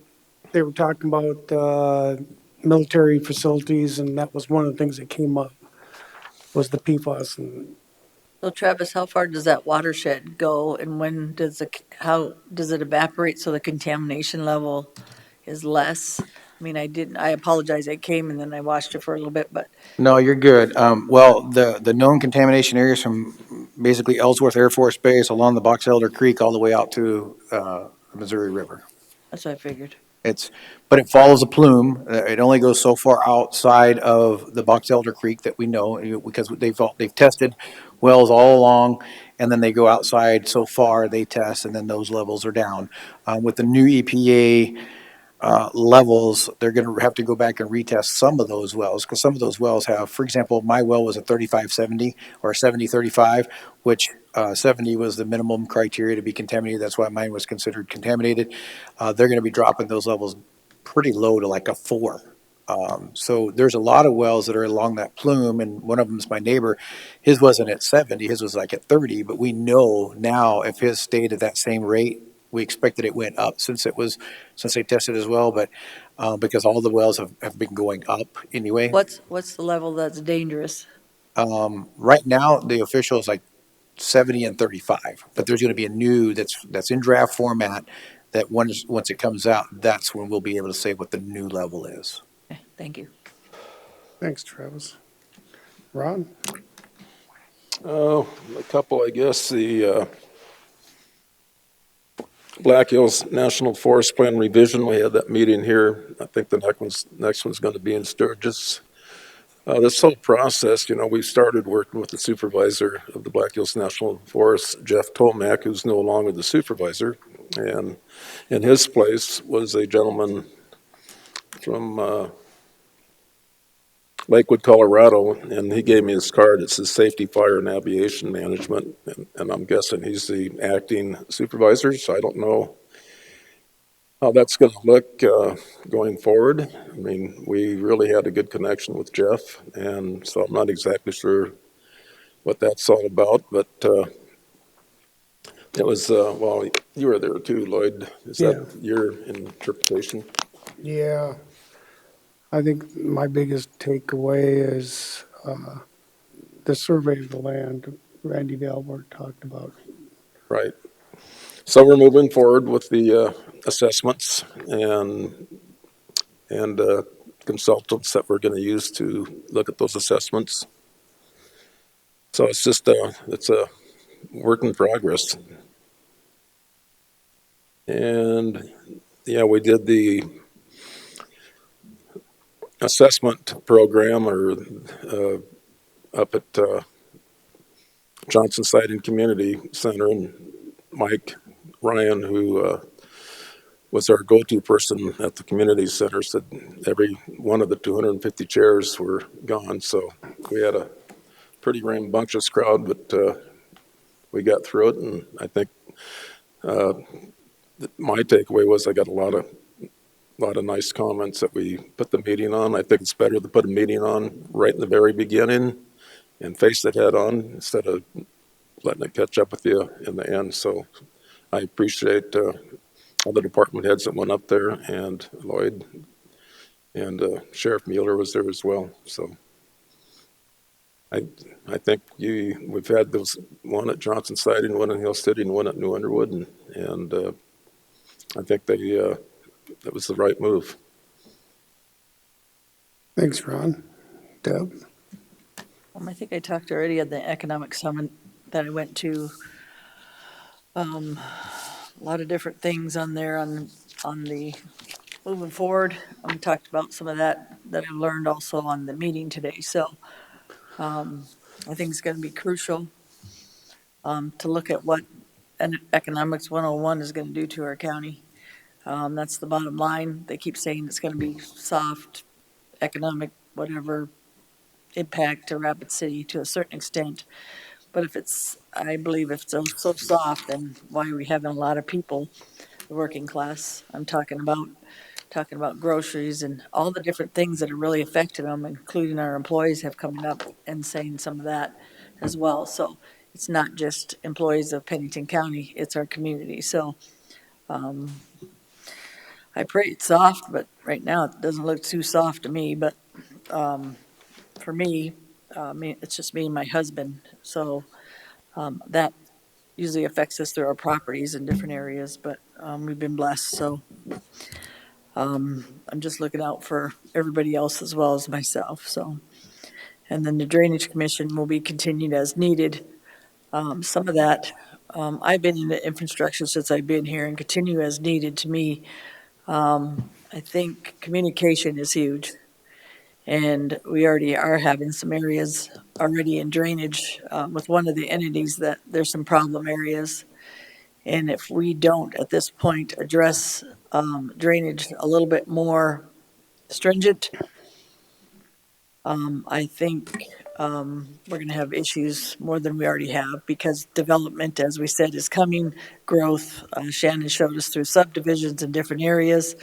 Pennington County, for services, including roads, bridges, drainage, development areas, is huge.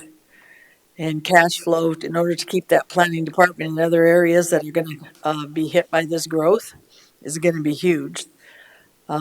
So bottom line is infrastructure is huge. Costs a lot of money. You can do TIFs, but there's got to be some other areas that we can develop in or Pennington County.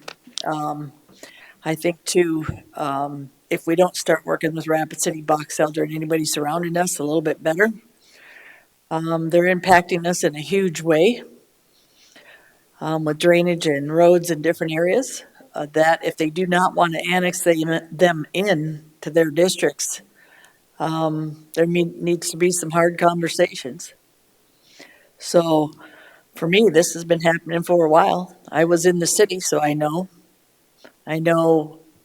Most of that drainage is coming east for us on the middle of town or over by Copperfield in those areas. Those are huge because you got water tables that are high.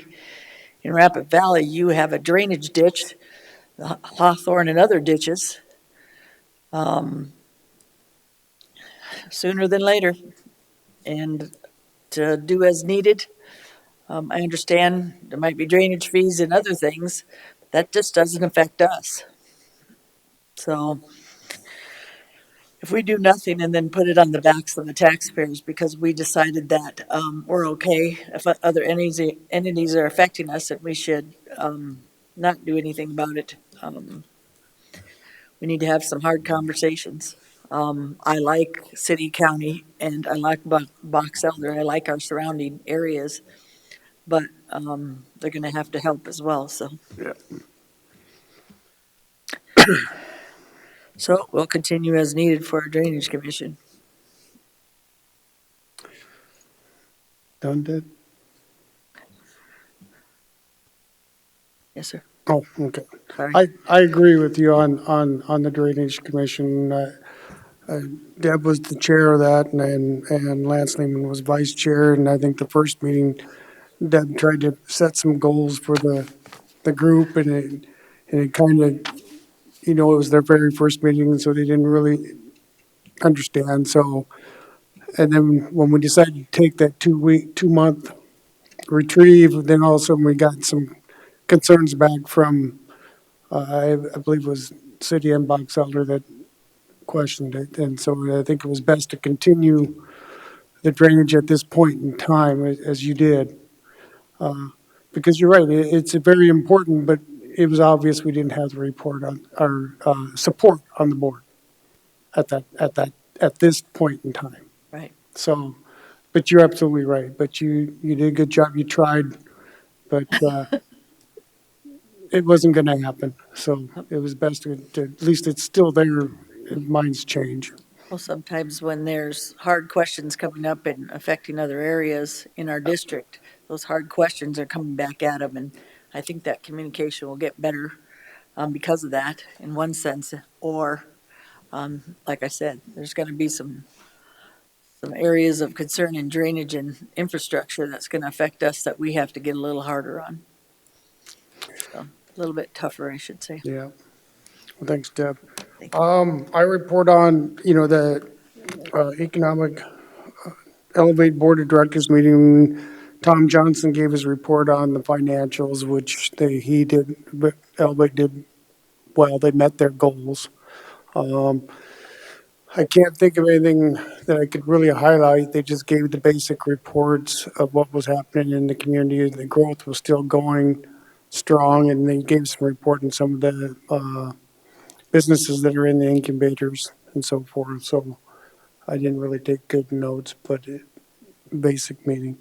Community Health Center Board, that was pretty basic for us too. I mean, I think their numbers are rising up as far as people coming in and actually getting paid more, and they did hire another physician.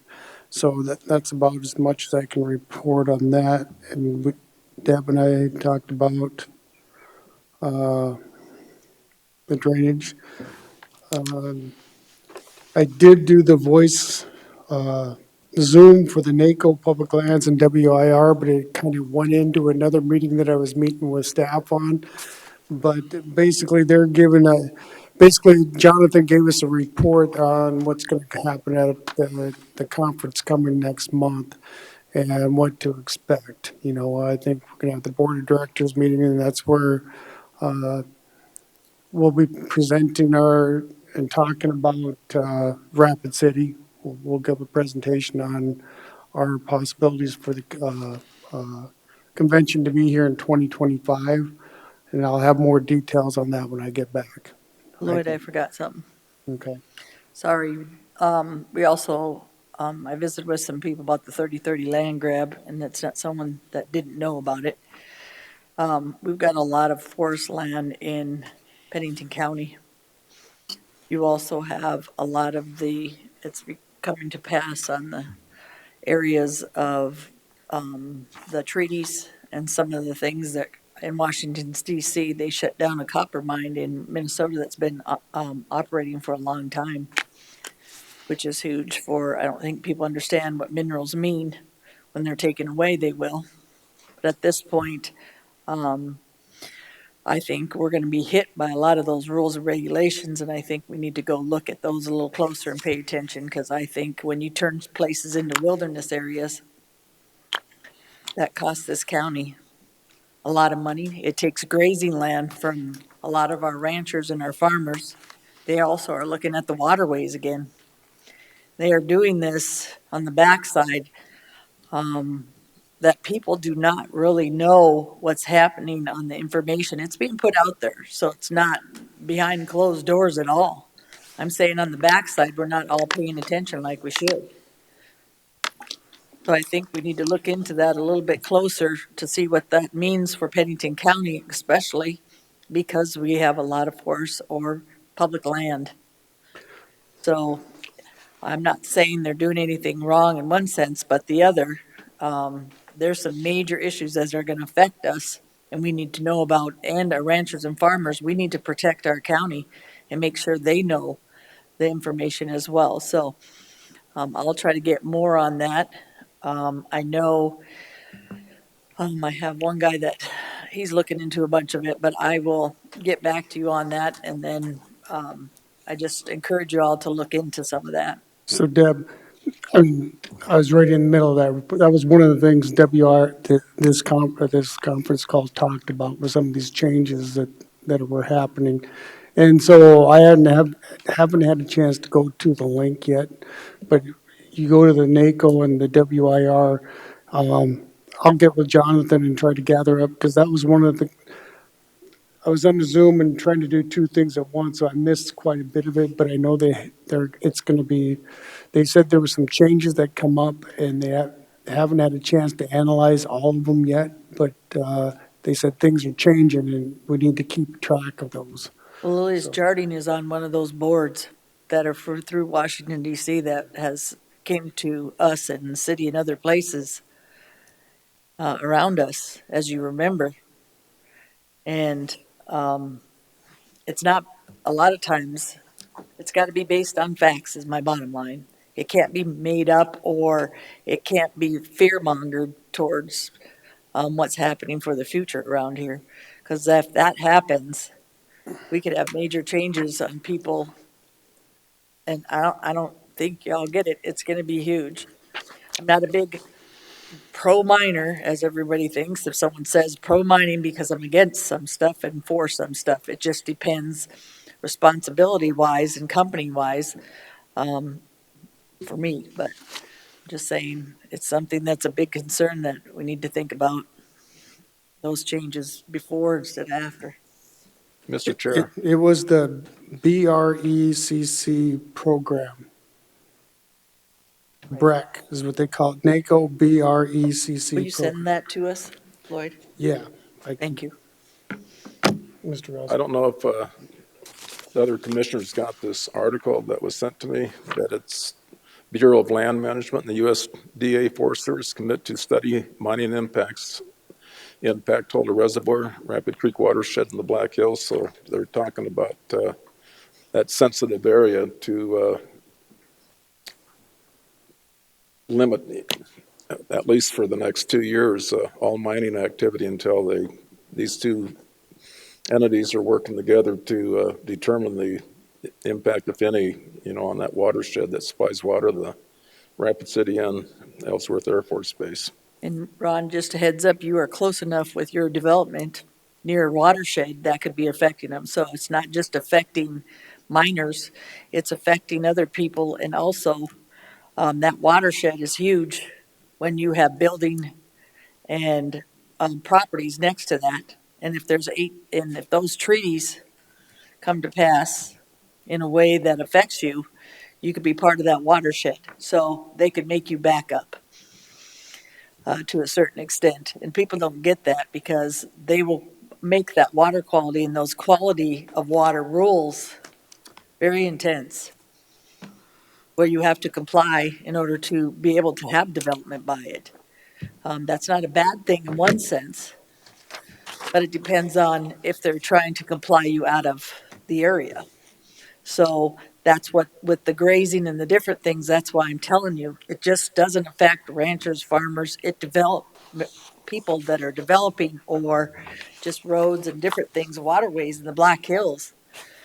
Pay attention, because you don't want to find it sooner than later. What you want to support might be you in the support of taking away something in your rights. So That was a good article of interest. I just sent that to y'all, so thank you. technology's great, isn't it? Thank you, Lloyd. Okay, we're done with reports. Comes to Vouchers. Vouchers. So I'd look for a motion to approve the voucher for the Rosian LLC in the amount of $1,154 with Hadcock abstaining. So move. Second. Moved by Rosknecht, seconded by Lasser to approve. Any discussion? Seeing none, all in favor indicate by saying aye. Aye. Motion passes. I'd look for a motion to approve the remaining vouchers in the amount of $437,051.72. So move. Second. Moved by Rosknecht, second by Laster. Any discussion? Seeing none, all in favor indicate by saying aye. Aye. Aye. Opposed, motion carries. Next, I'd look to go into executive session for SDCL 1-25-2 for personnel issue, SDCL 1-25-2, number 1, and also for contractual pending litigation for CDCL 1-25-2-3. So moved. Moved by Laster, seconded by Hadcock. All in favor indicate by saying aye. Aye. Opposed, motion carries.